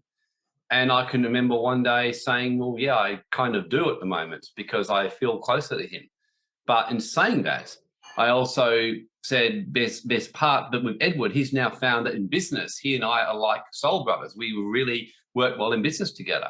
So these days I spend more, the ironic thing is as a baby, I probably spent less time with Edward than any of the others. And yet as an adult, as he's growing up, I spend more time with him. I probably, just because of our business and our purpose together. William and I were never really that close either, but yet we spend a lot of time together now that we're doing that work together. You know, so, Miko, you're going to tell my kids what you said? Yeah. Which one in particular, Miko? Just type it in here. I just said a lot of things there. I'd be curious to hear. But yeah, you just let them find their own path, you know, and just let them like Josiah, he openly says right now, I have no purpose and have no idea what I want to do. And I'm just a bum playing games. And that's all I'm going to do right now. And I'm like, okay, that's cool. So that's kind of like letting kids and letting people around us even find their path. This has been one of the reasons I believe we have so much trouble what's going right now with this whole, jab issue, because people just don't accept the honest choices. And I'm not talking about the vax. I reckon the unvaxxed are just as bad. Many of my friends who are unvaxxed are just like, I hear them going off their faces at people who are vaxxed. And I'm like, you guys are just as bad. All my friends who have taken the vaccine, I get on very well with them. And in fact, quite a few of them have changed their mind now. I was on the phone yesterday with one of them who was telling me previously he would definitely be taking it. He's saying, I'm actually not going to take it now because he said, what you've told me and what I've been researching, I'm now seeing, although I'm pro, these kind of things, I'm not pro this particular one because I don't like the coercion. And you're right, there's something wrong with the ingredients. And I was like, yeah, but I'd let go of it. It didn't bother me if he took it or not because it's his body, his choice. So the receptive means you just let go and you really let people, whether it's your family, whether it's your friends, you let them and you embrace their choices, Miko, yeah, unless they find a way to earn money themselves, they'll listen to me. Exactly. That's what I said to them. If they don't, of course they do. I mean, if I moved into your house tomorrow, Miko, and was living off your money, I mean, to some degree, I'd be your bitch. I'd have to do something to give back to you, in the house because I'm living in your house. So I don't know if you want me as a house guest, mind you, but you get you know what I mean. So the whole point is that anyone lives in your house, they have to give back. So that's how I see my kids. So yeah. So look, it's really this is the time to let go and be the receptive. And this is what we've been talking about: this unconscious and changing the inward. And today you're going to be learning a lot about judging and what it really means to judge others. And to really just let go on a deeper level. And believe you me, when you stop trying to judge people and fix other people, like when Steve said, Warren's such a narc with a book. I'm like, yeah, in all honesty, I probably will have a look at his book at some stage. But right now, I don't give a rat's ass about his book. I've got other things that I'm doing in my life right now. Sammy has even said to me, oh, did you watch my Instagram story? I said, no. She goes, I want you to watch it. I said, well, most of your Instagram stories are boring. And she's going, that's not really nice. I said, well, they are. And I said, I could lie to you, but I don't read your stories because I find most of them boring. And then the other day I read one of her stories because it was more interesting. So you feel better when you just let go and be in your truth. And everything is energy.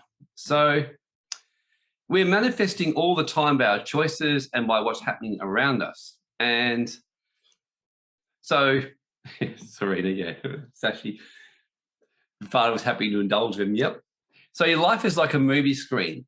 I mean, the thing is, when anyone tells me, oh, it's so terrible what's happening in Sydney, isn't it? I said, yeah, I don't know what those guys are projecting over there. That's my first thought. Like, I don't think about Gladys. I don't think about the health office. So I'm like, and what I've been doing in Sydney lately is watching the people who claim to be spiritual leaders of the community and reading what they're saying. And I can see why they're in a mess. I mean, one particular lady who was claiming she's going to help clear it, I noticed her saying, SOS, this is terrible, this is so wrong, what's going on, that kind of stuff. I'm like, well, yeah, I can see it's the focusing on the outward.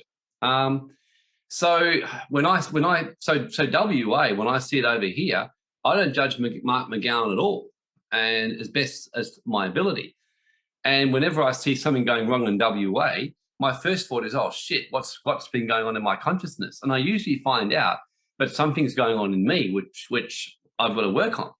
So the more you walk this path, you will actually see how much you are creating your universe. And it blows your mind because it seems so absurd.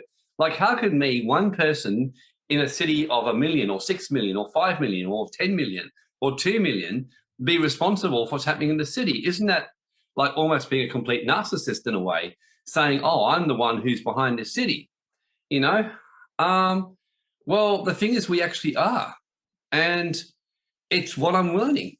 So you really, all of us are individually able to transform what's happening when we shift. So Eleanor, you're right. I tried to change my best friend's decision on taking it. Nothing worked. She took it. I was upset and devastated, but that was the moment of letting go. Yeah, absolutely. For all you know, she may be perfectly fine. You know, for all you know, Eleanor, maybe she wants to die. You know, it's so you're not responsible for her choice. And the truth is that if you want to be respected for your choice, you've got to give the same back. So, yeah. And, you know, maybe the two of you can learn to understand each other a little bit better. And that's really what I'd say. I mean, I just see it as a great opportunity to learn to understand each other better. Like one of my really good friends I mentioned is very pro it, and yet we've both learned to understand each other a bit better from it. So it's been really good. And like I said, he's now not taking it for the time being.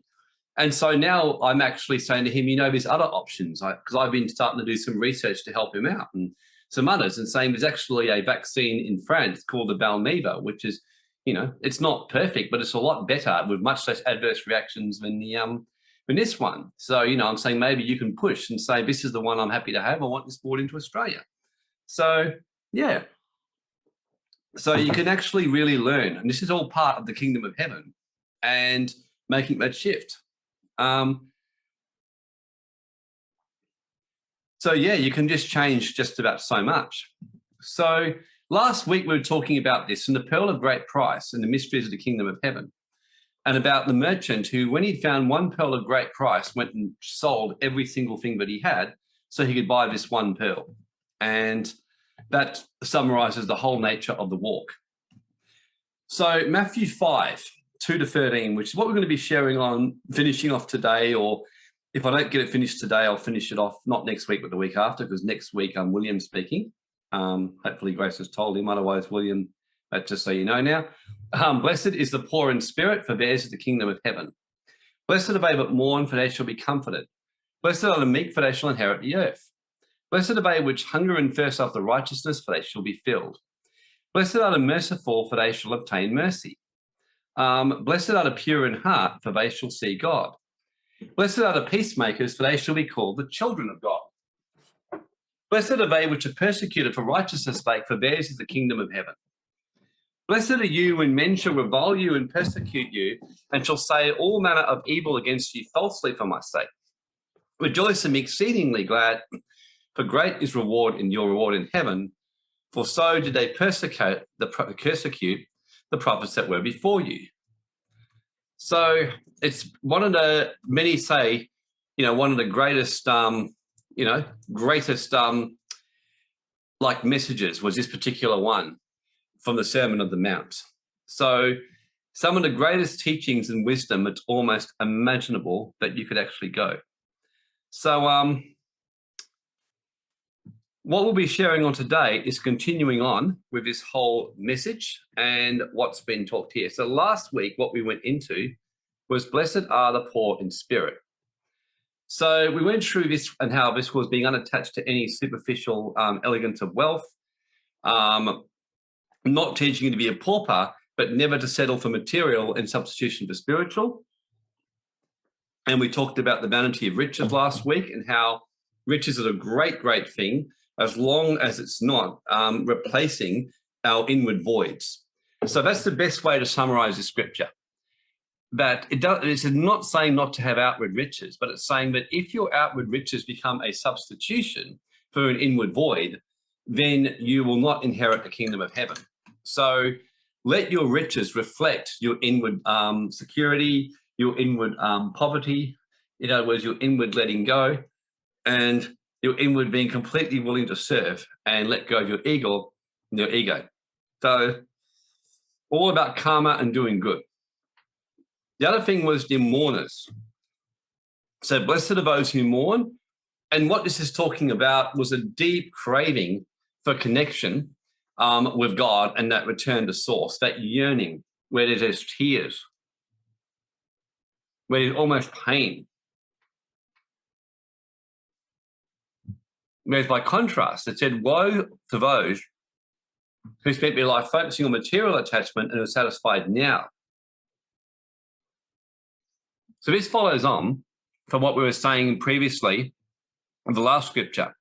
So when material things, when cafes, and I actually think a lot of what's going on right now, when you hear about the vaccines and how they're talking about in Sydney, Melbourne, in Singapore's like this now, in France, in many places, that you can't actually go to various places now. Like, for example, Singapore have said now you can't go if you have not been vaccinated. You can't go in groups to restaurants. You can only go in one or twos, whereas you can go in groups if you have been. And they're also saying in Singapore now that you can't have large gatherings if you haven't been vaccinated. So it's quite interesting, because what I see in this, in the inward stuff, is it's like a forced awakening to get people to let go of their external attachments. I mean, we're one of the most externally attached societies I've just about ever could have imagined possible. And I cannot help but think of what it says in the scriptures in Revelation, where Jesus talked to the church of Laodicea. And in that particular scripture there, in the church of Laodicea, in fact, we may as well quickly go there. So in Revelation chapter 3, when talking about the church of Laodicea, it says, I know your works, that you are neither hot nor cold. I were that you are hot or cold. Because you're lukewarm and neither hot nor cold, I'll spew out of my mouth. Because you say I am rich and increased with goods and have need of nothing, you don't know that you're wretched, miserable, poor, blind, and naked. So this is that scripture as well about the, kingdom of heaven or whatever else. And what we're saying about blessed are the poor in spirit, for theirs is the kingdom of heaven. In other words, this is talking about a generation of people who are rich, who are prosperous, materially got high net worth, one of the most economically successful generations in history. And we've certainly been living in a very economically prosperous Western world. But he's saying, because you say I am rich and I don't need anything, you're actually broke, you're poor, you're empty. So, yeah, Sheldon says, my province is those rules. I'm only allowed to go to the grocery store. Yeah. So what's happening now is that many are being forced into an awakening to say what is important. And what I noticed in France recently was where they brought those rules in. People are now going and having picnics and sitting out there outside and having picnics together who aren't vaccinated. And I thought, that's what life used to be like as a kid. I can remember, no one really went to cafes when I was a kid. It was very rare. People just tended to go and have picnics in the park. We would go down to the local river. We'd go to the beach as a family. I virtually hardly remember ever going to cafes. It was rare. And, I grew up in a middle-class home where, my family certainly had money, but restaurants and cafes were more an exception rather than a rule. Most of the time we'd go out, we'd make picnics, we'd go and sit there, we'd play with the ducks, we'd run around in the park and everything. And I remember reading about France, and it really touched me. I thought, wow, that's really nice what those people are doing. And I remember thinking to myself, well, I'm doing our clearing work over Perth, Western Australia, to see our city stay, by and large free, and that by and large people can keep doing what they're doing. But I thought, you know what? If that changes, for whatever reason, I'm going to see that as part of the higher good, to get the city for the higher good back to what's important. And I was thinking to myself this morning, wow, we would have more picnics. We could go to Kings Park. We could start having meetings, sitting there in the summer for the Perth people down up in Kings Park. And there's so many good things we can actually do to connect and, like Grace was saying, get on Zoom and have a drink together. There's so much good right now that I'm seeing happening and bringing everyone back into a deeper state, So Ariel says, can we do that together? And others join us on Zoomy. Yep. Looking forward to see you again. Great. Thanks, Ariel. So, yeah. So, look, there's so much good that's happening here right now with all of this. So we're in this time of change and all this kind of stuff. And, of course, last week I shared about going to God's house and what that would actually mean. So, and the story there. So today, I'm just going to share a few more of the scriptures. And the meek shall inherit the earth. So it says, so one of the things here that Yeshua was saying is pride is the fastest way to experiencing a fall. And that was the first thing that came to me. And look, but for the grace of God, West Australia is one day away from walking the same path. I know if I started to think, we're better than Sydney, we're better, in all likelihood, I'll probably wake up tomorrow and we've just heard some announcement. So every day it says to walk in reverence and fear of God. And that's how I live my life. Every day I'm aware, he who thinks more of yourself than you ought, be mindful lest you fall. That's what the scriptures say. When you exalt yourself to the heavens, Ezekiel 28, you shall be brought down to the netherworld. So, but Sydney, I have to admit, when I remember going to Sydney, it was one reason I hated going to Sydney and Melbourne. I used to say to people, these are like the worst places to be. There's high stresses. The level of ego is through the roof here. They think they're better than us in the West. I'm like, I just don't like being here. And, the West, we could be the same. I listen sometimes when Mark McGowan starts boasting about how well we're doing, and I go, oh, and I start looking at myself and thinking, where's that in me? And do some shifting within myself very quickly. Because this work, blessed are the meek, for they shall inherit the earth. Pride is the fastest way to experience a fall. When you start thinking of yourself, you're better than everyone else, which really, in all honesty, we're absolutely not. The fact that I'm on a webinar speaking and that suddenly a lot more people are coming to me than was, say, 3 months ago, does that mean suddenly I'm a much greater person than I was 3 months ago? No.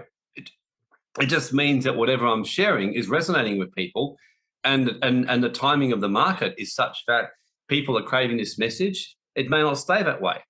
They say that a musician's only as good as his last album or her last album. A movie actor is only as good as their last movie. Oh, that was interesting. So every mountain and hill shall be brought low. All the valleys shall be raised up high.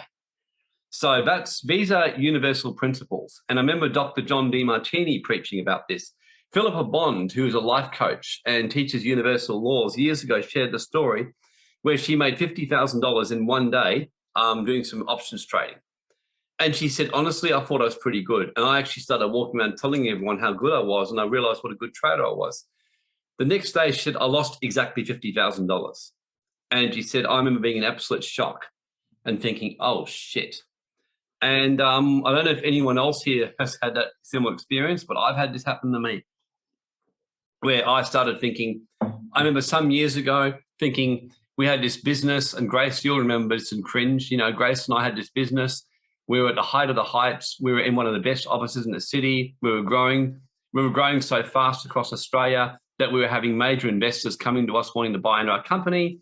We started thinking we were pretty special, and a year later we were humbled, absolutely lost our business, got knocked out. And that was a real awakening for us. So by contrast, the Satanic Bible says the proud shall inherit the earth. So there's always that counter. So the meek shall inherit the earth. That's what the scriptures teach. So humbleness and meekness, as Yogananda says, creates in one a bottomless receptacle of recipiency to hold truth.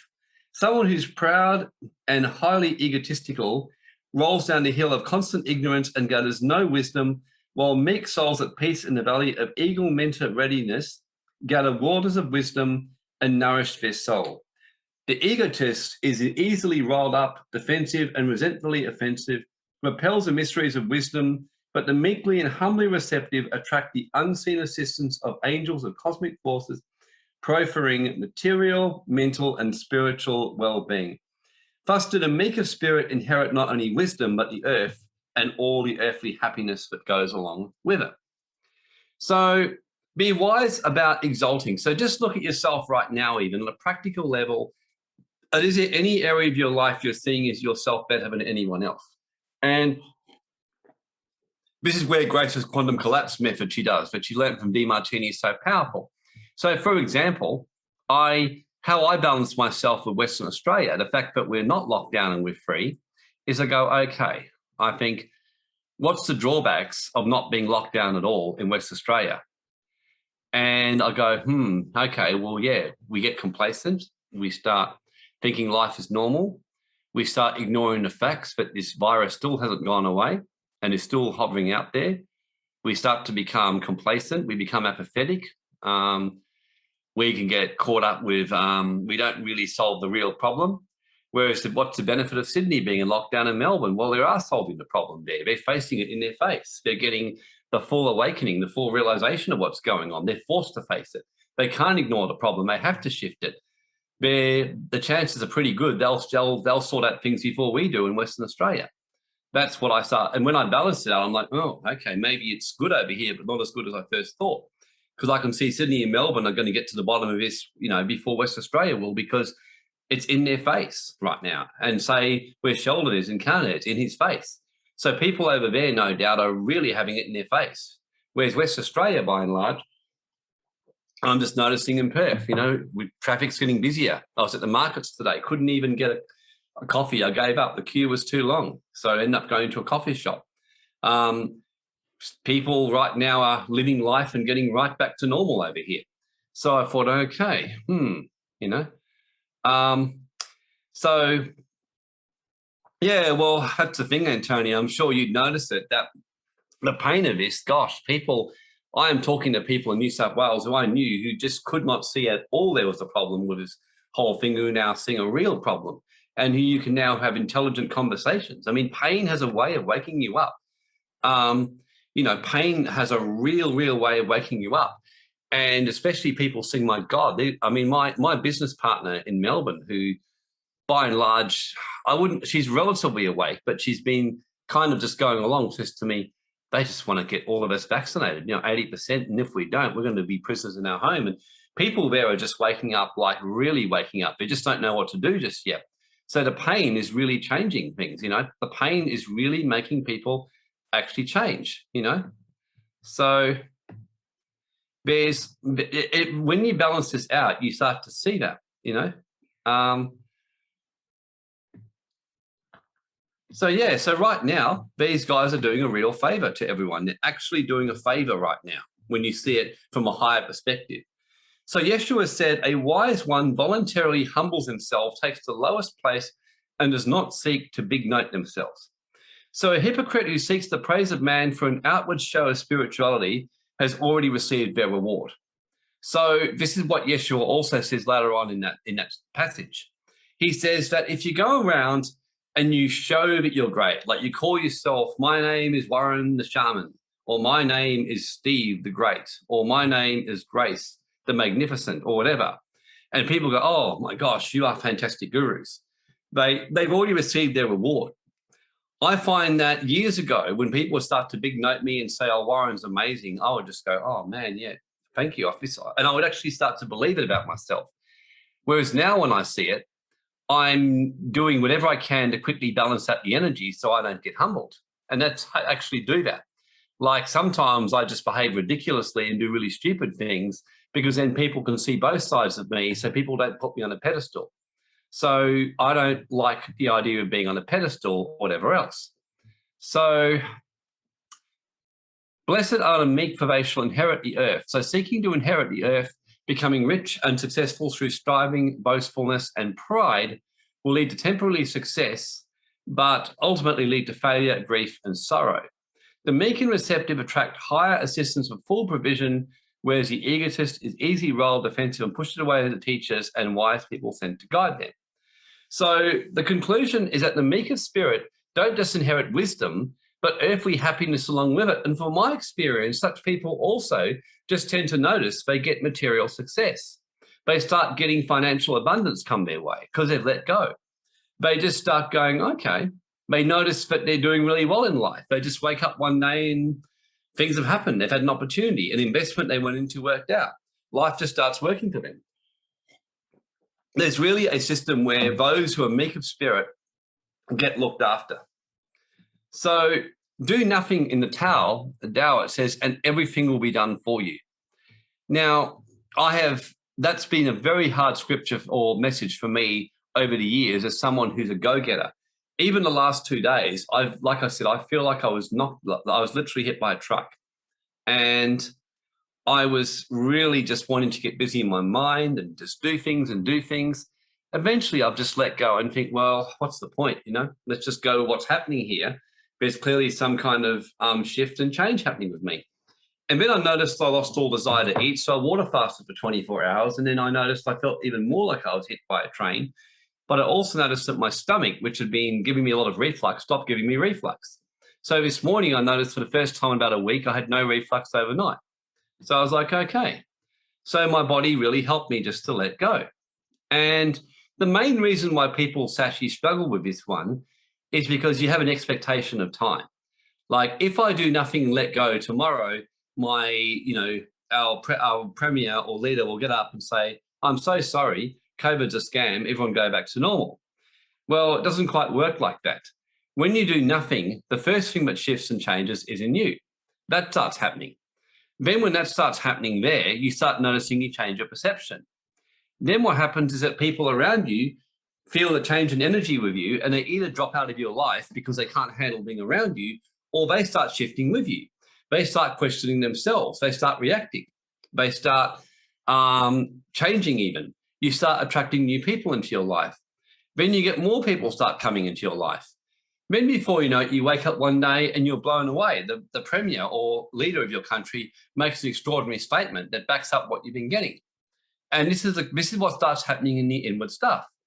And I've noticed, I can remember last year when I really let go, I just said, you know what, right now in WA, although it's not a long-term solution, in the short-term solution, just shutting the borders and just keeping everyone else out for the time being until this gets sorted is the way forward. That was my intuition. And I said this last year, until things settle across the world. And pretty much the next day, that's what Mark McGowan did. And I've seen so many instances of this happening, of leaders just getting up and doing this kind of stuff. So do nothing and everything gets done for you.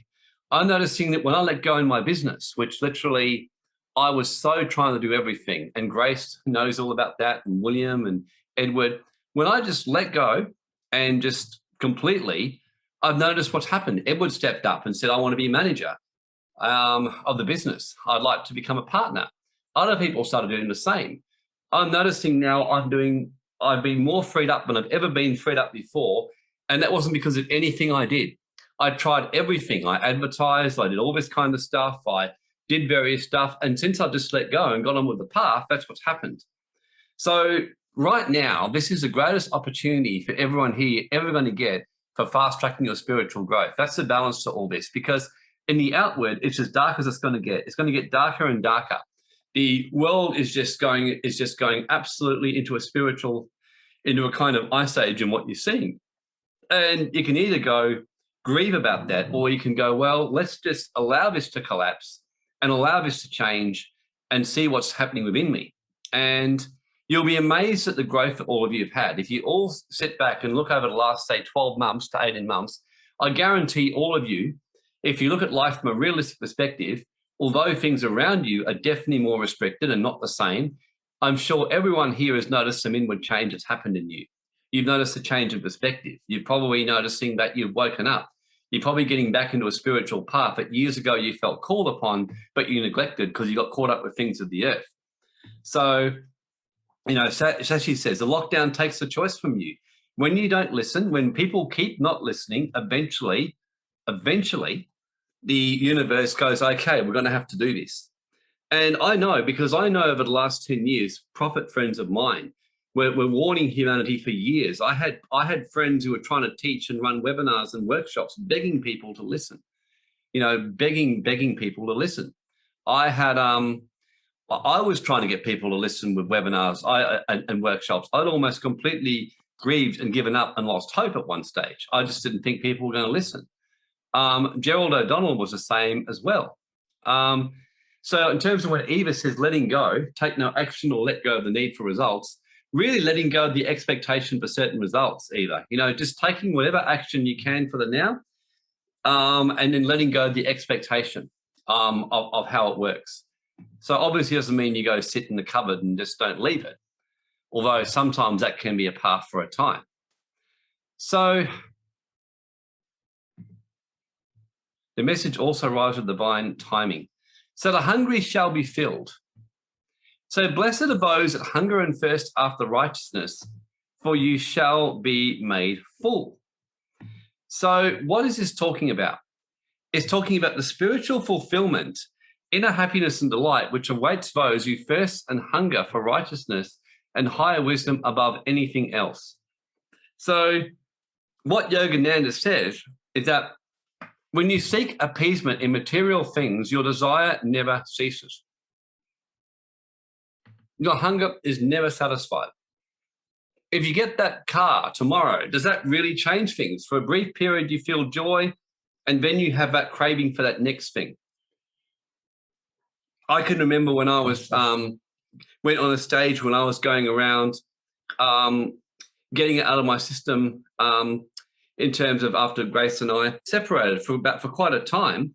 I was, having sex with a lot of different women, having what was a time of my life. The thing I noticed was that after it, every time, it was great in the moment, and then I would wake up, and then a day later, it's like it never happened, and you'd be waiting for the next one. And after a while, I started to see how people could end up with sexual addictions, because you get the high from the experience, and then you want to have another one. So eventually, I actually learned through that experience that it doesn't really satisfy. It does temporarily, but doesn't long term. I've found even with material possessions, you buy something you've been looking for, whether it's a house, whether it's a new holiday that you were looking for, whether it's something else, and you get it and it feels great. But when you finish the holiday, life goes back to normal. Even though some of us might be craving, gosh, when the lockdown will end, that'll be great. Let's say your lockdown ends tomorrow. Well, it's ended, but then there'll be the next thing that comes up. So it doesn't really satisfy. The only thing that satisfies is the eternal and that deeper connection to energy that just is, but goes beyond past, present, future, living in that linear duality time where we're always seeking to get something more or strive for something more or whatever else. So Serena and Antonia, yep, they like what I said. But it's true. If you think about it, it's really, really true. And those of you who've gone that path or are on that path would know what I mean. And that's why many people who are on a spiritual path often go celibate eventually for quite a time, because they go, well, it's just as David Data says in The Way of the Superior Man. He says many men go on the path seeking sexual experience, deep connection with the feminine, but once they actually find it, they realize they weren't looking for the feminine, they were looking for God all along. That's what he says in the final chapter of his book. And he says they realized that all along they were hungering for God through the feminine. So Miko's in that celibate phase. Yeah, you end up going there, don't you, Miko? Because you start to realize that intimacy with yourself and the divine is more fulfilling. You start to get that real fulfillment by having the sexual energy kept within you in that control power. So fulfillment is connecting with our purpose and connection to God. Yeah, and this is what Yeshua was saying. It's that hunger and thirst after righteousness. When we get sense pleasures our body and lower mind. Now, this is not saying that we don't do this. I like my coffees. I enjoy my smoothies. I enjoy my good food. But at the same time, if I start to make these my main focus, this is why Yogananda says fasting, and Christ said that fasting is a really good way to get away from the body and get back to spirit and get back to reliance on the nourishment. I noticed that when I was fasting for water fasting yesterday, honestly, I started to crave food. And then I realized that, gosh, I got to let this leave me. And I did let this leave me. And then after that, I noticed that I balanced again. I got more connected within myself to God again. So fasting can be so good for that. So it's seeking appeasement in material things never actually satisfies. So the urge in every man to fill an emptiness is ultimately the soul's desire for God. I can only be alleviated by realizing one's immortality and who we really are. That is why, John 3, what Christ actually says in John 3 about, which often the Pentecostal churches have misinterpreted, but some of the most powerful teachings on God here. When Jesus says here, he says, verily I say to you, unless a man be born again, he cannot enter the kingdom of God. And he says, be born of water and of the Spirit, he cannot enter the kingdom of God. And then when he goes a bit later on in that verse here, he says, that whoever believes in him would not perish, but have eternal life. For God so loved the world that he gave his only begotten Son, that whoever believes in him should not perish, but have everlasting life. For God did not send his Son into the world to condemn the world, in other words, to judge and give him shit, but that the world through him might be saved. He that believes on him is not condemned, but he that believes not is condemned already, because he's not believed in the name of the only begotten Son of God. And this is the condemnation. The light is in the world, but the men love darkness rather than light, because their deeds were evil. And He says, for everyone that does evil hates the light, nor comes to the light, lest his deeds should be reproved. But he that does truth comes to the light, that his deed may be manifest, that they are wrought in God. So in simple English, what Christ is saying is that when you hunger for the truth and for the light, you start to hunger for more truth. You want your deeds to be made manifest. You desire to bring change. You start to actually hunger for what's called eternal life, which just simply means that perfect ongoing divine union in God that never dies, but continues. The soul is immortal. The body is not immortal. So lasting happiness only comes by adhering to divine ideals. Yeshua said, if anyone is thirsty, they can draw from their innermost being rivers of living water to quench their yearning and their thirst. And I find for me, when I sing, when I go in deep, when I start to just allow myself to go into my sensitivity and my yearning, I'm just noticing that I get this yearning. In fact, sometimes the yearning overwhelms me. This morning, I woke up with this absolute sorrow for about an hour and this grieving. And I realized I was just hungering for that deeper union and deeper connection back to my immortal being with God, with Source, that yearning to be more one, and that deep, deep oneness. And that's really been the thing I've been searching for since I was young. I can remember that even when I would date women when I was younger, I would date them and I think this actually wasn't what I was searching for. And I used to get so frustrated and so disheartened. And I would find that the only thing that ever brought me real success and happiness was when I would feel that oneness with God, that innermost union. I notice when I get in the piano and start singing, I really feel that divine oneness and that union in my soul. And when I feel that deep inner sensitivity and allow that to come forth.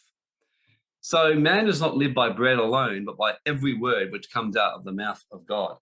So hungering and thirst for righteousness, it's just talking about fulfilling, hungering to meet your duties, thirsting for wisdom, thirsting for the higher truths, hungering to understand it so you can live your divine, your dharmic duty perfectly, but you can complete your path upon earth and you can actually finish your time on earth and not have to go through the retrogressive reincarnation, which plagues humanity right now, because people have to keep coming back and back and back and back and back over and over again.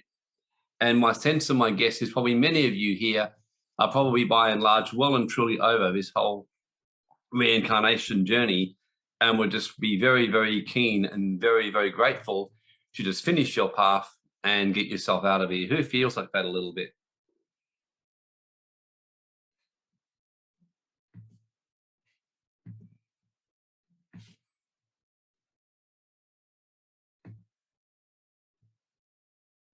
Yes, a couple of people do. So yeah, you start to get that yearning, that soul home to really be part of that. So the other one that Christ said was, blessed are the merciful, for they shall obtain mercy. So you reap what you sow. So what Yogananda says is mercy is a sort of fatherly or motherly heartache or compassion for the deficiency and weakness of a soul going astray and leaving their path rather than judging them.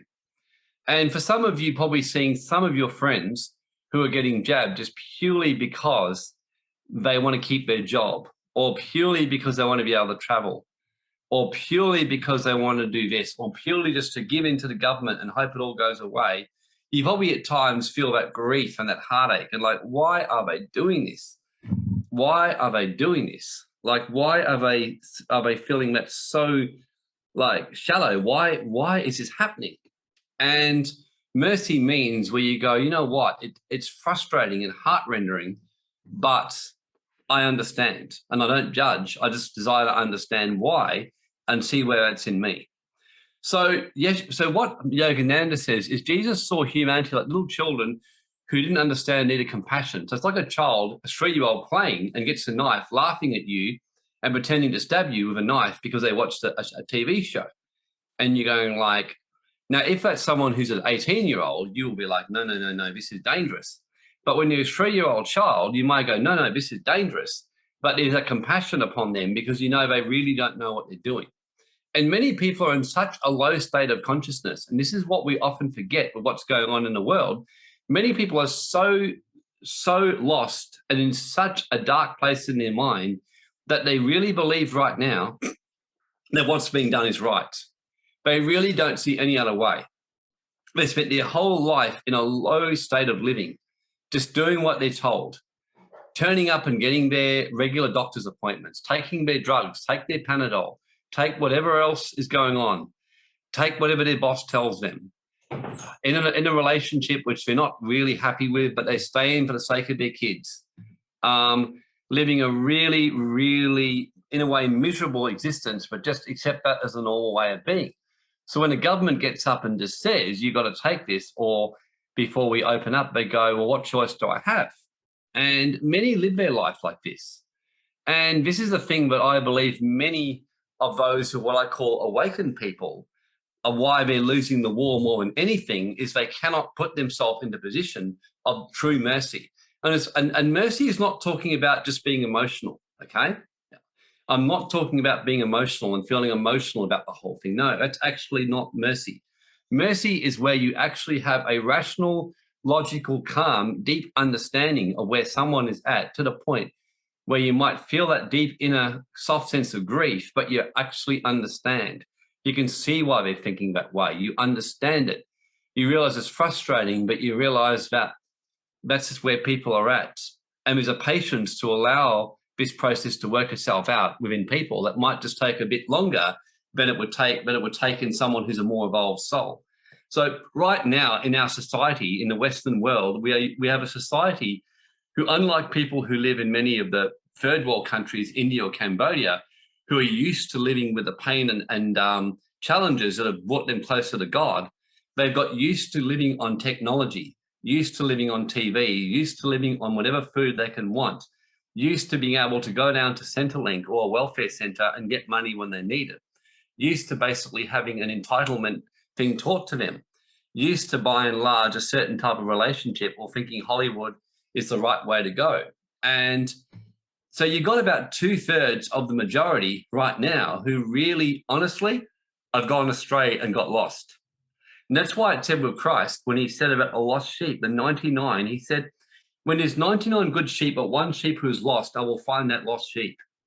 In other words, and right now, there are many, many sheep that have got lost and are heading right now into a very dark existence, a very dark future. Many who will actually, and when you understand the life after death process and what happens, and I've done a lot of study on this and had my own experiences and understand how the astral realms work, you realize many of these people who are going to choose the path of suicide or choose the path of really, falling into this whole system and not being able to make the changes, are going to end up almost like ghosts or in limbo, trapped in the fourth dimension as roaming discarnates, not being able to find any mercy, trapped in the outer darkness, weeping with gnashing of teeth for eons indefinitely, not knowing how to get out unless they're helped out. That's the destiny of many of the souls of humanity right now. And the merciful sees these and knows these and is asking themselves, how can I help shepherd these people and reveal them the truth? What's going to wake people up? It's one of the reasons why I'm so blunt and why I do shock treatment all the time. I find the one thing that wakes people up is shock treatment. That is why many of the ancient preachers who had the most success were fire and brimstone preachers, because they would wake people up. It was a message for the time. And so that's why I tend to use shock treatment when I speak. That's why I go, I hit hard. It's why as soon as I see someone giving shit, I kick them out. I do that for shock treatment. It kind of wakes everyone up quick smart and think, this is a bit different.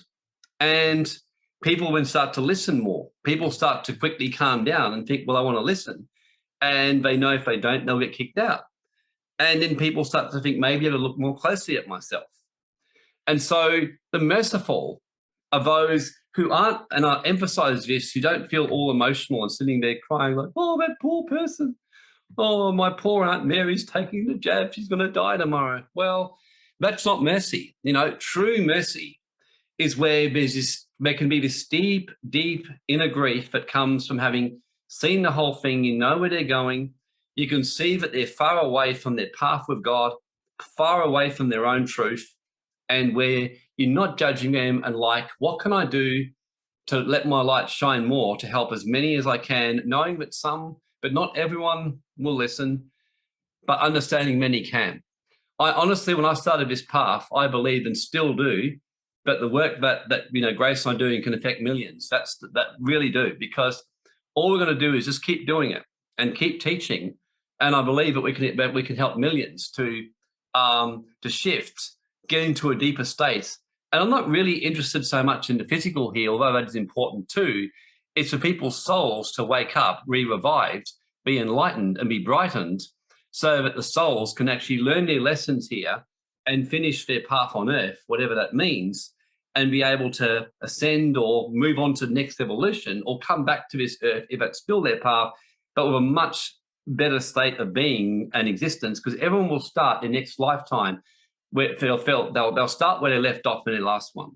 So if you left off as an alcoholic, for example, in your last lifetime, you'd come back in this lifetime into an alcoholic family. If you left your last lifetime and you were a killer, you probably end up in a vicious family, things like that. If you left your last time as a swindler, like I did, you end up in this lifetime getting swindled or doing other stuff. So the more you can shift in this time now, the better your next existence that can happen, and the more you can actually help and shift others. And that's how to see this time right now. And then as you shift people in their spiritual path and their spiritual evolution and their astral shifting, you can save many a soul or many a person from going into a much darker plane of existence after they move on, and staying in that dark hell on earth right now.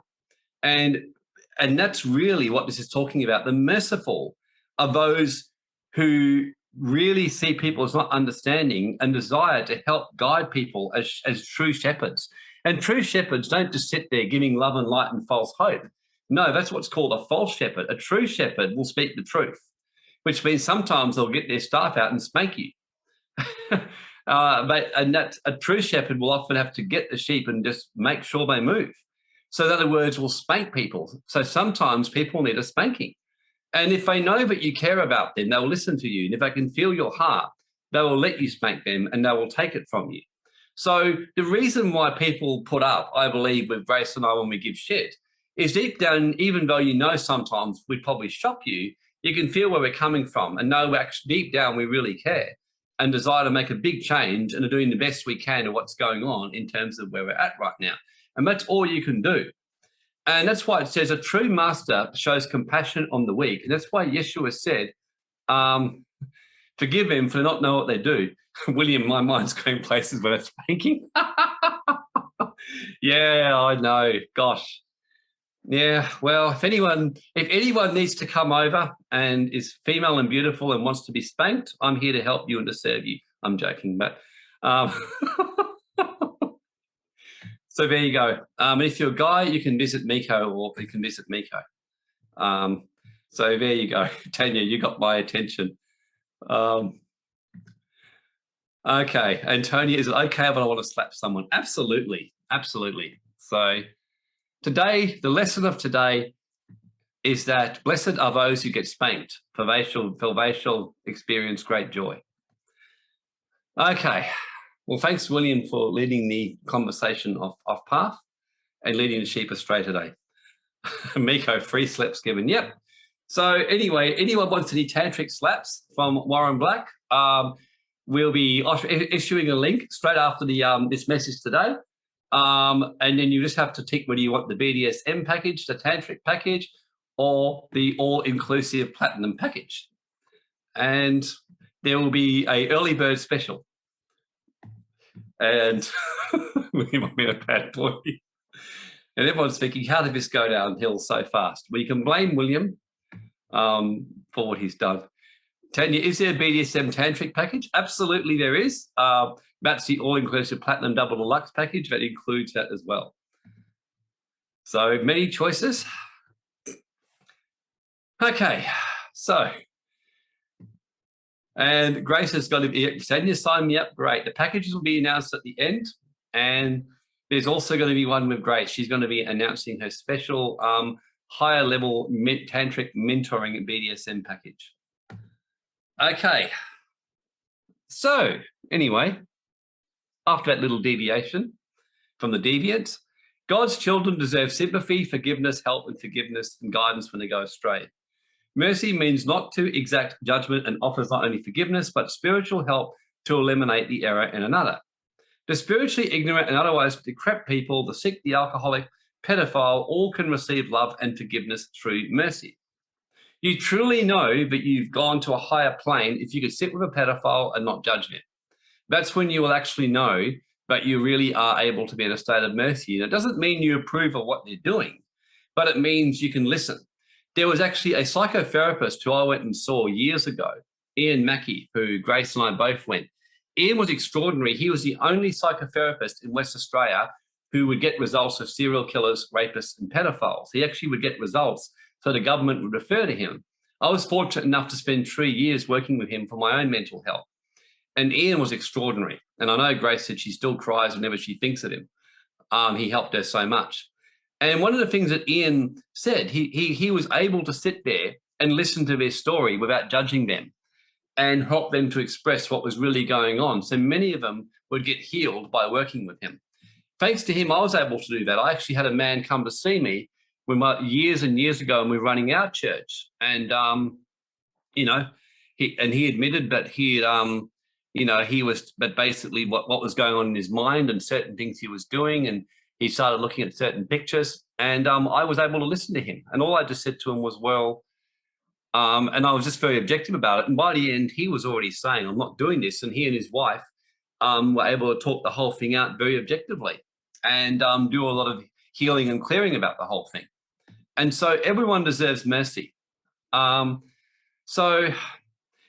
generally, is that the biggest thing that, as Demartini would say, and I can remember one of his most extraordinary energetic collapse systems is when he will help people to rapidly stop judging pedophiles. And he will say, where's the pedophile in you? Now, most people go, well, it's not in me. And you go, okay, have you ever done something to a child against their will? And have you ever violated a child's body without their will? And then they go, well, no. He goes, have you ever changed their nappy and the baby didn't want you to do it? And he just takes you through his extraordinary process. And you just go, whoa.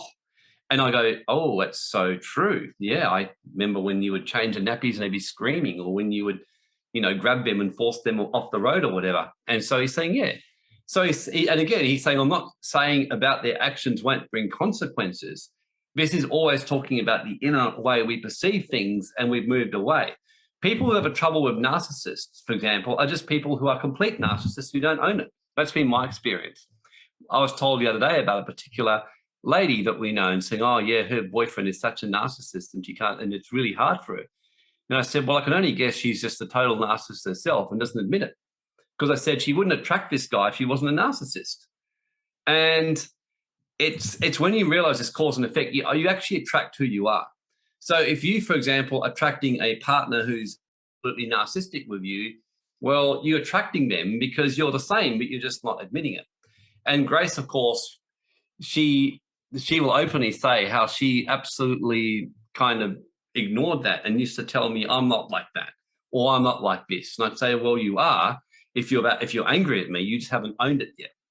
So part of mercy means that you actually are able to understand. Doesn't mean that you agree with what someone's doing. Like, for example, I personally am in favor of the death penalty for murderers, and I think that rapists who don't repent, who aren't any interest in changing, should be either killed off, castrated, or locked away indefinitely. Does that mean I'm judging them? No. It means that I would have a talk with them about their actions, and I would be quite fine with them because they would know where they're heading. They know they're heading for a very low astral plane if they don't change. That's how I'd be talking to them. And because I'd be calm about it and say, well, this is where you're heading, and it's going to be pretty unpleasant for you after death. So, it's better for you that you be here now than die.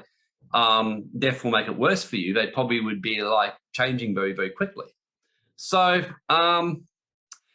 basically, that's how you're able to do that, for example. When you really, really can do that, and it doesn't mean that you don't have that position. I have very strong views on justice. Like I said, I 100% believe in capital punishment. I believe, for example, that, in certain situations, I believe in people having the right to have guns and be able to protect their home. I believe authorities, if they're just government, should be able to do certain things. But at the same time, it's one thing to have laws for consequences, but the spiritual path is always about your own perception. That's what it's always about. It's always about your own perception as to how you see things. So blessed are the merciful, for they shall obtain mercy, is talking about it's offering forgiveness and spiritual help to others to eliminate, knowing that for everyone whose error you can help to eliminate them, it's credited to your own account. And actually, the yogis know that much karma in you can be forgiven.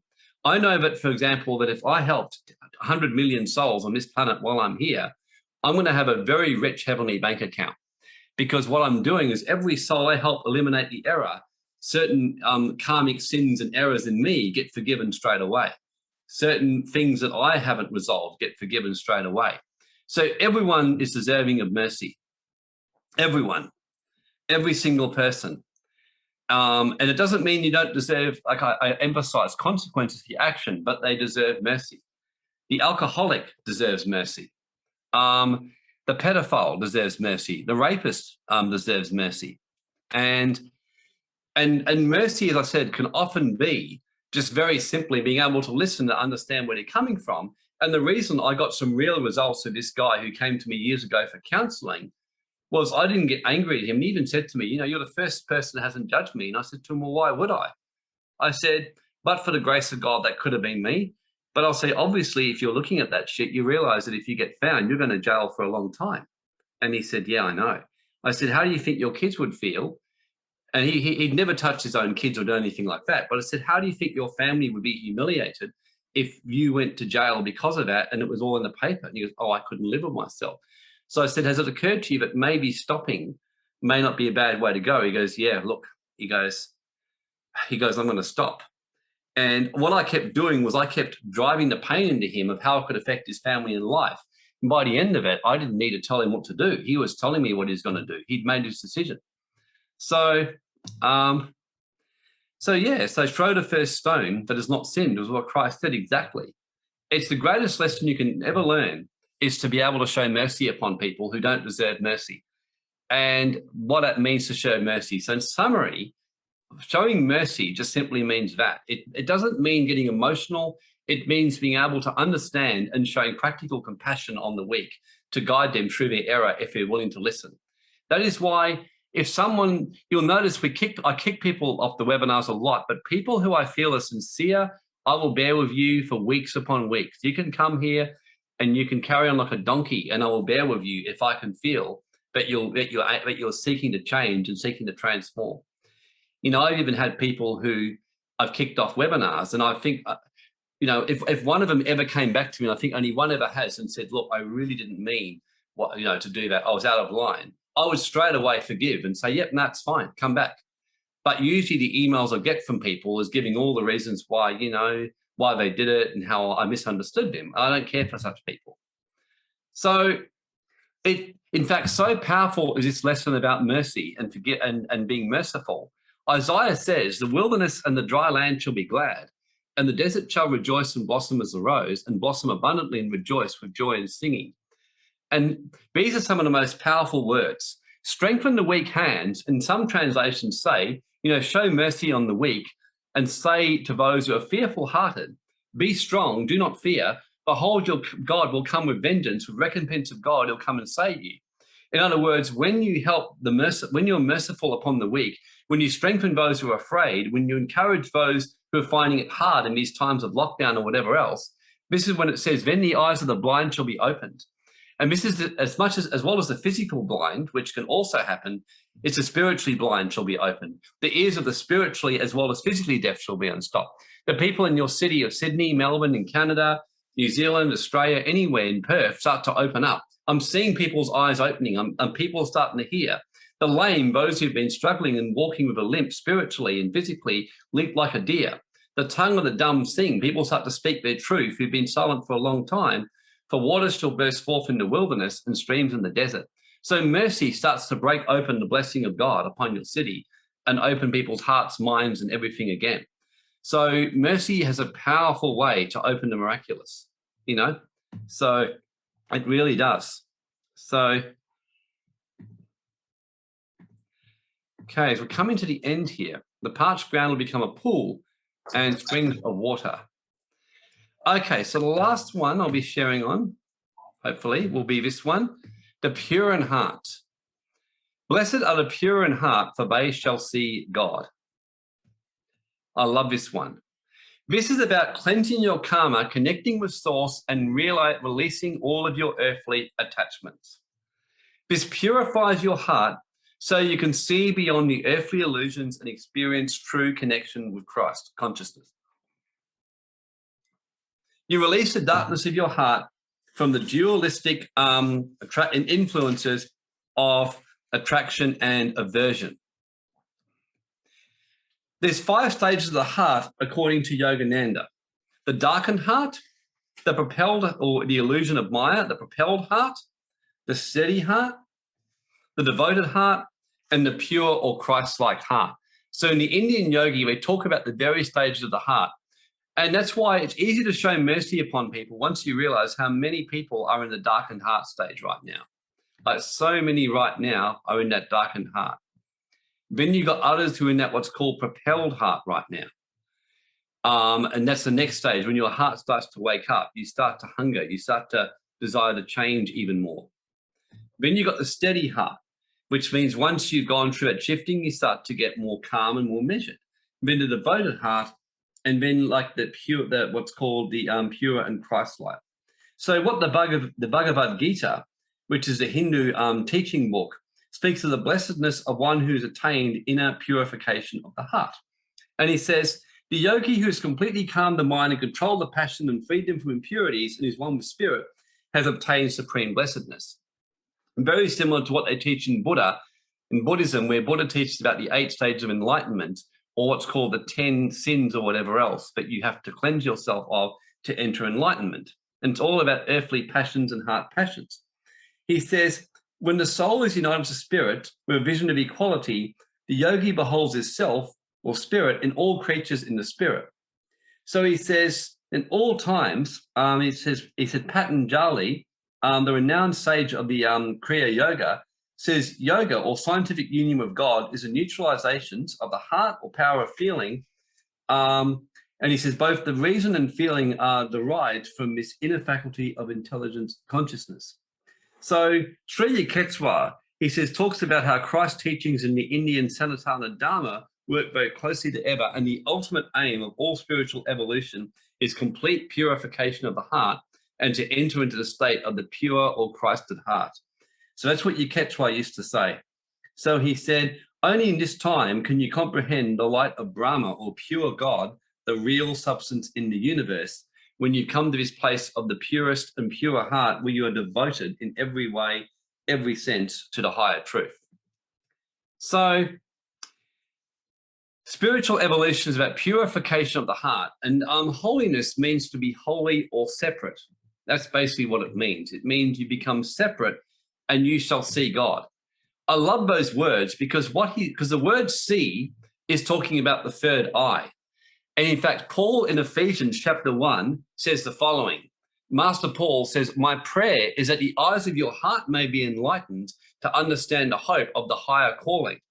So there's a physical eyes which you see from, but then there's what's called the 8th chakra eyes as well, which can see. So the eighth chakra eyes, which is the higher eyes, the eyes of the heart, the thymus, the third eye, which actually can see God. In other words, can see God in all creatures, can see God in everything, that can see God within you, and can see God even in the darkness. And that cannot happen without purifying your heart and cleansing your karma and collapsing all your illusions and letting go of every single illusion which no longer serves you. So what he says is we move from the Maya delusion or isolation and move through the various stages to fully embody the Christ consciousness. By receiving the Christ consciousness, you receive the power to become the sons of God. You free your consciousness, the heart's feelings and mind's desires from dualistic influence of attractions and aversions, restless passions and desires, rolling emotions. So moving from that Maya or delusion. So in the Hindu teaching, Maya means you're in that cosmic delusion where everything is at lower state of being, where you see everything as black or white. You see everything like a certain way, like this is evil, this is good, this is good, this is evil. You see things as separate things from you. Whereas once you start to move into seeing God, you start to see how everything is one and all is part of that same cosmic consciousness and illusion. I've noticed for me that when I went on this path, I couldn't believe how differently I see things. I, for example, and I don't share a lot of this, and I wouldn't even share it now fully on this webinar, because for some of you probably would need time to absorb it. But the way I see the politicians and say Mark McGowan and the different leaders of the state, I see them a different way. The more I go on this path and cleanse myself, I see them differently. I see them just part of the whole path and purpose in what's happening in the awakening of humanity. I see them all just doing their job right now to do this. And each leader, each city has the exact right leader and right government to actually help them awake and evolve. And some need a harder spanking than others. So cities in heavy lockdown just need a harder spanking than others. Doesn't mean they're worse or better. It just means they need a harder spanking than others. Some cities that are hearing the message don't need a spanking as much. That's how I see it. And so when you start to see it that way, all you got to do is go, so why am I in a city where I'm getting spanked? Where do I need to wake up and see it differently? So yeah, Serena, interesting perspective. Yep, that's how I see it. So I see it as just different places have a different spanking, because ultimately, if we're talking about raising into the fifth dimension and entering the age of Aquarius, well, all of us need to change our consciousness and change the way we're seeing things. So the darkness that is in our city is a darkness that's in us that we're not seeing. And as we embrace that darkness within us, and like, for example, as Steve says, we joke about my narcissist, but I embrace that. I embrace the, I can honestly tell you, am I every bit as bad as Daniel Andrews? Absolutely. In fact, when we all laugh about it when people say to me, I'd love you to be a politician, Warren, and lead our country. And I say, you really don't. I say, you really actually don't. I said, you should be very careful what you wish for. So you start to embrace all these things and all these energies within you. And it's, yeah, Serena, it's hard when I stand to lose my job for choosing to remain unvaccinated. Well, yeah. And the thing is, though, when I've been in those situations in different forms, Serena, it's actually looking deeper at the whole issue. Like the number of people I've met in that position, when I grill them a little bit harder, and then they admit to me, you know, I've actually been thinking of leaving this job for years. I don't want to be in it, but I've chosen to stay here because I need to be here. Or, you know, I've got a mortgage to pay, or I've got a son to raise or daughter to raise. But I was saying, so your heart isn't really to be here. And they're saying, well, no, I didn't really want to be here. I'm meeting nurses and others who've actually left their jobs a while ago when they saw this coming. They've got different jobs and they're so happy. They're loving life. They're saying, best thing I ever did. You know, they said, and at the time I was so upset and angry about it, but it was the best thing that I ever actually made. So, you know, if I was in that position, I would fight as hard as I could to stand up for what was right. But I'd be making plans and thinking and letting go of my attachment, saying if it's meant to be that I'm moving on, is there something else I really want to be doing with my life? That's what I'd be doing. But in the meantime, I'd certainly be stepping up if I could get the best lawyer in the business, like, you know, AFL lawyers, something like that, to represent me, or I would do whatever. And I would think, well, if I'm going to go out, I'm going to go out with a bang, and I'm going to make your life difficult. You know, I would get a union involved. I'd be serving them legal notices. I would be an absolute arsehole. And I think if you're going to see me go, you're going to be glad to see me go by the time I've left. That's how I would be. But I'd be saying, you know what, if I leave, I'm not going to then go and sit there miserably and be a victim for the rest of my life. I remember my grandma once said to me, she said, and my grandma had one of the most appalling childhood. Like, her story is just terrible. And yet my grandma lived an amazing life. And she used to be the most interesting lady, because she would just had zero tolerance for people who would in any way whinge or cry about the situation. She'd just say, you know what? She would say, all I can say is, she goes, you have no idea of my childhood. And she says, you just, you know, get on with life, and you find the purpose in all things, you know. And she would just get on with life, make a difference, and she'd stand up. My grandma was told absolutely, and, you know, my grandma grew up in an era where she was told straight out, girls don't go to university. You should just get home and look after your family. And her parents openly rejected any attempts of her to want to go to uni or anything. My grandmother went to uni regardless. She got no support. She got completely hassled, hounded, criticised, belittled for every choice that she made by her family. And she just got on with it. She was one of the only people to go into university, got one of the top marks in the basically around that time and around the 1920s and 30s. She became an amazing mother of her kids. She was involved in doing all kinds of stuff. And when her husband died, she got on and she got involved in writing groups and bringing leadership to people. You know, to this day, you know, she had a huge influence on my life. I mean, I loved my grandmother to bits. You know, we had this very strong bond. And, you know, one of the few adults I really cared about as a kid. And she loved me to bits and I loved her too. And I loved my grandma. My grandma just didn't suffer fools at all. You know, she would, I can remember when my parents, one time I was over there and my mum started criticizing me and said, well, he's just such a lazy bugger. He never does any work. And she just said, you be quiet, Penny, and you leave him alone. She goes, he's a bright boy. He'll pull his finger out of his ass when he wants to. He's just not ready to do it yet. You know, she just had an extraordinary way of seeing the world. And yeah, William, I'm a lot like her. Oh, absolutely. Yeah. She was, you'd have loved her, William. She was like an absolute, you know, legend. You know, I cannot speak highly enough of my grandma. You know, she wouldn't suffer fools, but as soon as she heard the truth, like when she came to a brilliant church I was involved with a year before she died, the moment she heard the message, she turned around and she said, I like this man and I hear the truth. As of this day, I serve Christ. And she did. She made an instant decision and her whole face changed, you know. William, she was a badass. Oh, no, she was a badass. I can remember she would live the truth like hardly anyone I've ever met. She openly used to say, like talking about owning the narcissist, she didn't like little girls. She liked boys. She had 3 sons. I would go over there and my other, cousin, and there'd be 10 granddaughters and a couple of grandsons. And she'd openly say, okay, so the boys get to choose first from the chocolates. When they finish, the girls can go next. And, the girls would just start to go off. And she goes, it's my house. It's my rules. And Mum would say, you can't do that, Bessie. And she'd go, I can do whatever I want in my house. You can do what you want in your house. Go away and leave me alone. And it was very, very funny. You know, she just had this absolutely set way of living her life, which no one could break her. She didn't care if anyone agreed or disagreed with her. And it was actually very funny to watch because I got picked on in my house. Like my sister used to get favoured. So it was a quite funny balance to actually see how we went to my grandma's. It was the exact reverse.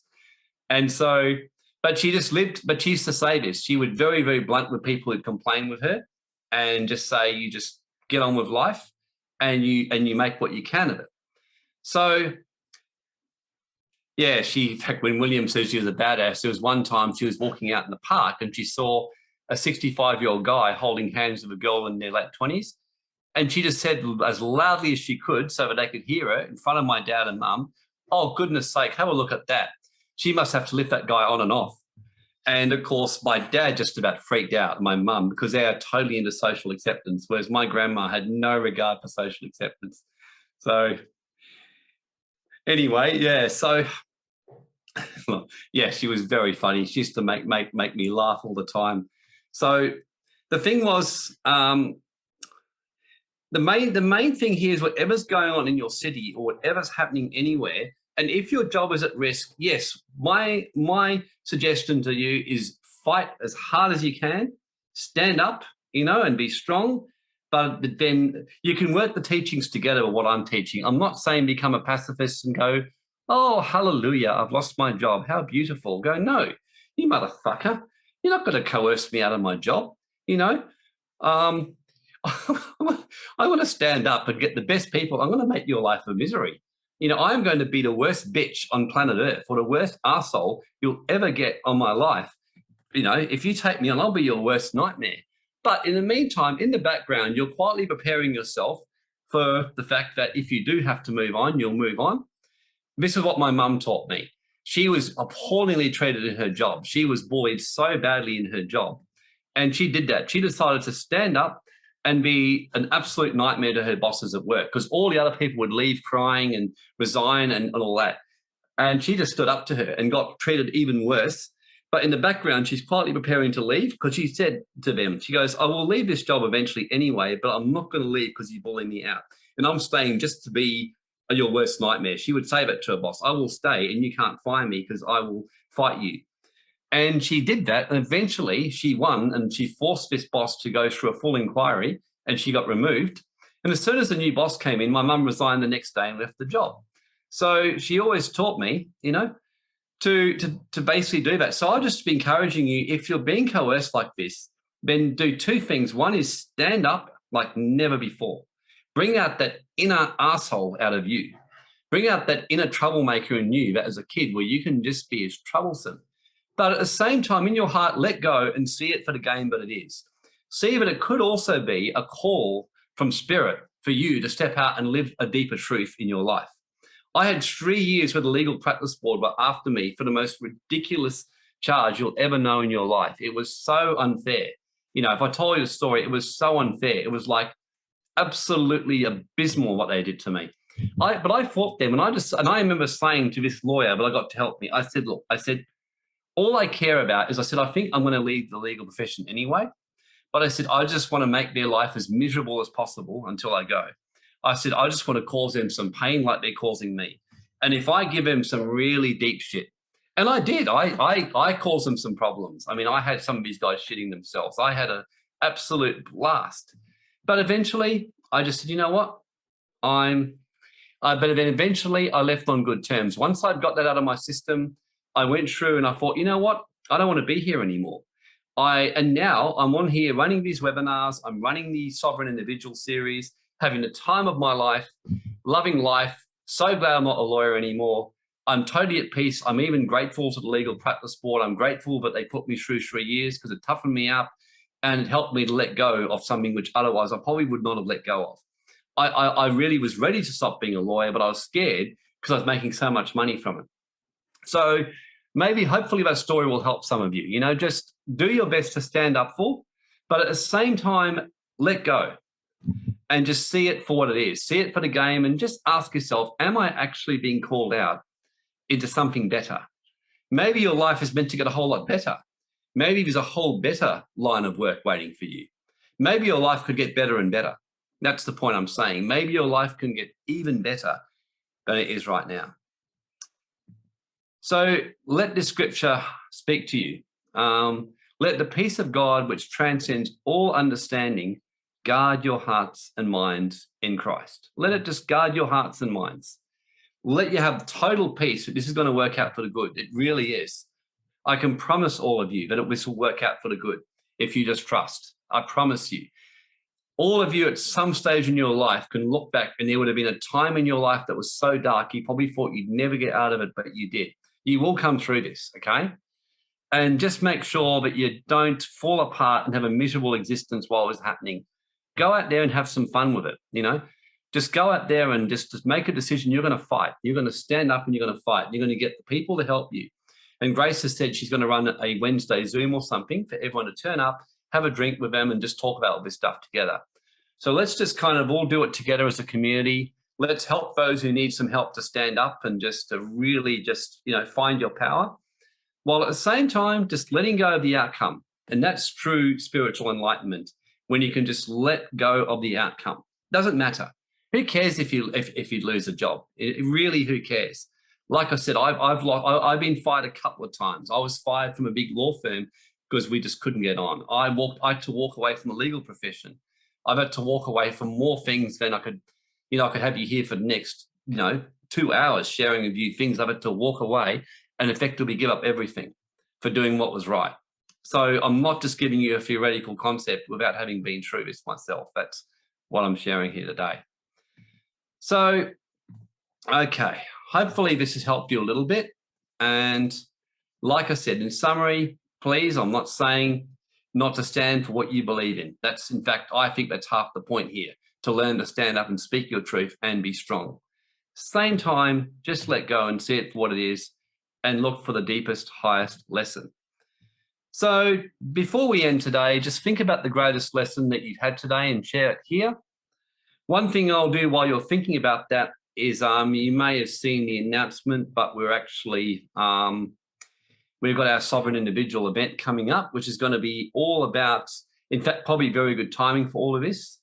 It's going to be teaching about the inward path, the common law freedoms, and teaching you about how, having the mindset or how to think like a sovereign man or woman. And also, we're going to be doing a bit of a mini common law workshop or workshop to learn how to stand up in these situations. So it's probably good timing, and it's going to be happening in 13 days from now. So I'll just, what I will do is just put the link up for you. And so you can have a look at this. And in the meantime, just please put your lessons. So yeah, that's the Sovereign Way of Thinking event. Sally, great way to look at it. Eva, find a purpose in all things. Yeah, absolutely. So who else has got a greatest lesson before we go ahead, and I'll just share with you that. Linda, let go of attachment. Sheldon, the time of letting go and be in your truth. Serena was mercy. Eva, many thanks to you beautiful souls. Thank you too, Eva. Yeah, Sheldon, I couldn't agree more with that. I think letting go and being in your truth and let go of attachments, this is the time to do it. And just see the other side of all things that are happening. Sometimes, things just have to allow to go a bit dark to let things awaken. I often think of what an absolute troublemaker I was for the higher councils. And then I think, well, maybe just people have just got a bit longer. I was hard enough work as it was. I was high enough maintenance. So just like the higher councils and angels have been patient with me, I'm like, I can be patient with humanity, even though I find it hard. Maria, looking within. Jody, let go and move forward. Linda, let go of the past behaviours no longer serving you. Tasha, after being sacked, I land my dream job. Oh, there you go. Did you now, Tasha? That's awesome. I have no doubt about that. Serena, it resonates with me. Tanya, a massive time of life falling apart, letting go 5 years ago. I wasn't sure I'd make it through, but life is so much better now. Exactly. And Mark, tread your own path, reflect and be true to yourself. Tasha, this has led me to where I am. If everyone just listens to the higher truths and follows it, in a year from now, you'll look back and your life will be so much better than now. You won't even know yourself. It'll just get better and better. You'll enter your own age of Aquarius, because that's where it starts. The age of Aquarius isn't just necessarily one big thing for humanity. First, you all enter your own age of Aquarius. And that's what I'm doing now. I've entered my own golden age and my own age of Aquarius. I'm just seeing life get better and better. So all of you today can enter your own age of Aquarius. You don't need these corporations anymore. You're outgrowing them. That's how I see it. Sally, mercy, it is what it is, what I keep telling myself. Suzanne, in the last few days, let go of the past until I've forgotten about finding the files lost in the covenant. Exactly. I mean, the funny thing is, I think that if everyone wakes up and does the kind of thing that I'm saying today, could you imagine most of these corporations in a year from now will be shitting themselves? They've lost half their staff, or about 1/3 of their best staff, and their profit margins will be smashed.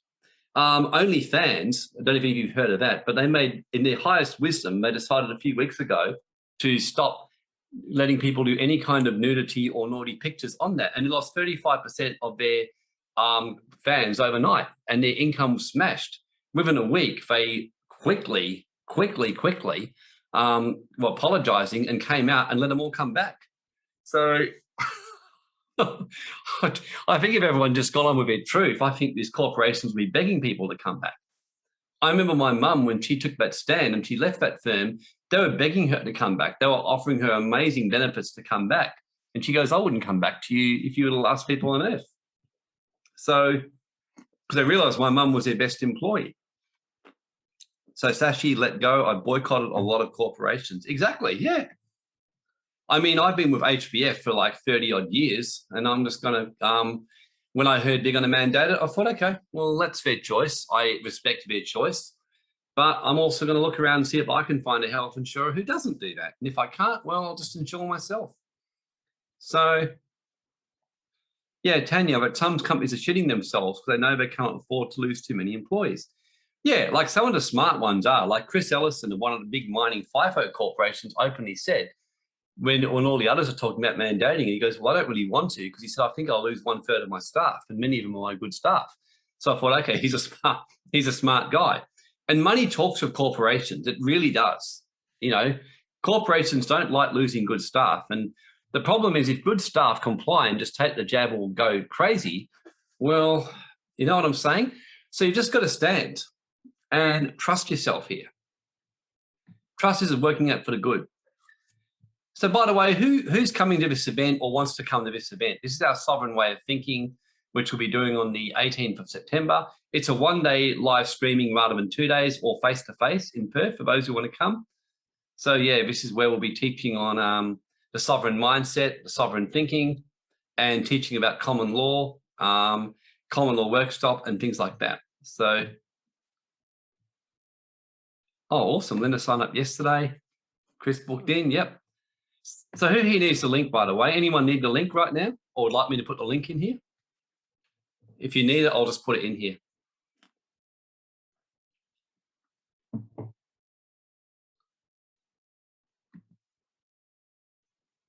Okay, yep. Someone decided, that's fine. Dash is keen. Maria signed up on Friday. Great. Okay, there's a link. Eva, I tended a sovereign individual. It was completely amazing. Oh, awesome. Thank you. Yeah, no, I'm enjoying it, Eva. Like I said, we're going to be doing 3 events, just so you all know. We're also going to be doing a Protecting Your Wealth event in October and a Creating Wealth in November. So this first event is going to be more about preparing you, getting in the right headspace for what we'll be teaching you in October, November, which is how to actually protect your money and grow your money and get wealthy and sovereign out of this. And believe you me, you'll never get a better chance to get sovereign than right now. Like, it's such a good time. It really is. So it's all here in that link. Okay. So Grace, do you want to come back? Maybe you just drop back and we'll just share your reflections on it and what you've got from this.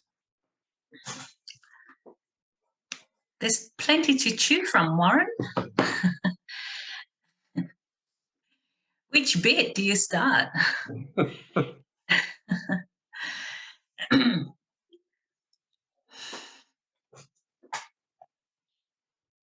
But there's nothing like, yes, we have challenges ahead of us, but again, it's a great reset. It's a great way to restart, reset everything about you, what you're doing, and all your stuff that you're looking at. So it's a great reset to reflect on what you really enjoy, what energizes you, and what is profitable for you. And that's what it's all about, really. And it's just been the external situation has just given us that space to reflect, to really reflect in our own lives. So not just our own lives, but also as a family unit, and our relationship with everyone else around us. So it really boils down to yeah, it's that relationship, connecting with one another, networking with each other from the heart, and be really authentic. Because you know, the Mask Monday, again, if you look at the metaphor, is just that, you know, where are you masked? Where are you not speaking your truth? Where are you not speaking your voice? And where are you not standing your own ground and really valuing yourself and absolutely loving yourself, and also remembering self? So yeah, so no, there's a lot of reflection there. Your message today, Warren, well, every message that you do, there's a lot of reflection on that and a lot of to chew from. So I just thought Wednesdays, 9 o'clock out Perth time, grab coffee, tea, Milo, whatever you, green tea, whatever you drink. Just a form of connecting in Zoom for an hour. We'll have a topic each week, and just really slow life down and build one another, build each other, and get to know one another.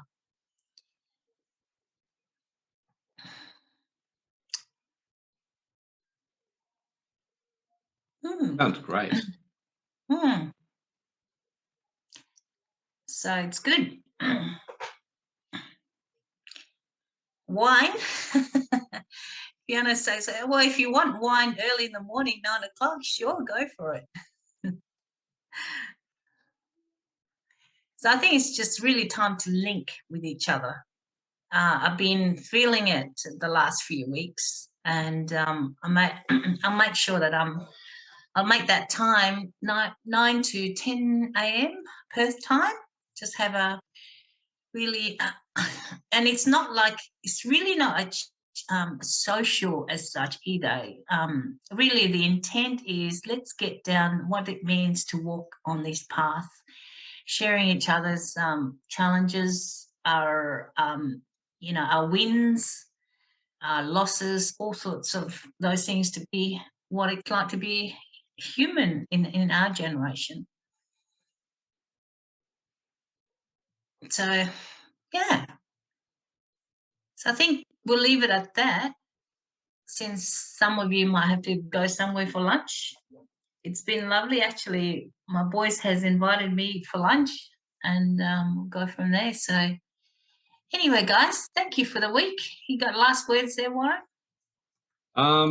No, I agree. Look, thank you, everyone. And I think the main thing is just to go out with that, like I said, new perception, and see it, and just, like I said, really just enjoy your week. And if you've got some issues, like I said, make a resolve to fight. And yeah, I'm looking forward for those who come to the event. So what I'm going to be doing is a whole afternoon of the event. I'm going to be talking a lot about legal rights and common law rights and all that kind of stuff, and giving people practical tools and strategies to do something about that. So I think it's a good chance to, one, let go, but two, to stand up, get strong, and fight back. I can see it as a double-fold thing right now. Yeah, so, yeah. And the last thing I would say is I really, from our hearts, thank you very much for giving us the support and really connecting with us. And I really appreciate your participation, what we're doing here, as well as all our events. And I notice everyone's really busy on Telegram chatting with each other, and I think that's great. Really bring life to it. And it takes everyone's participation to make it happen. So thanks, everyone. We'll see you next time. And I'll put the link on Telegram too, for those who are interested to connect on Wednesdays. awesome. All right. Have a great week.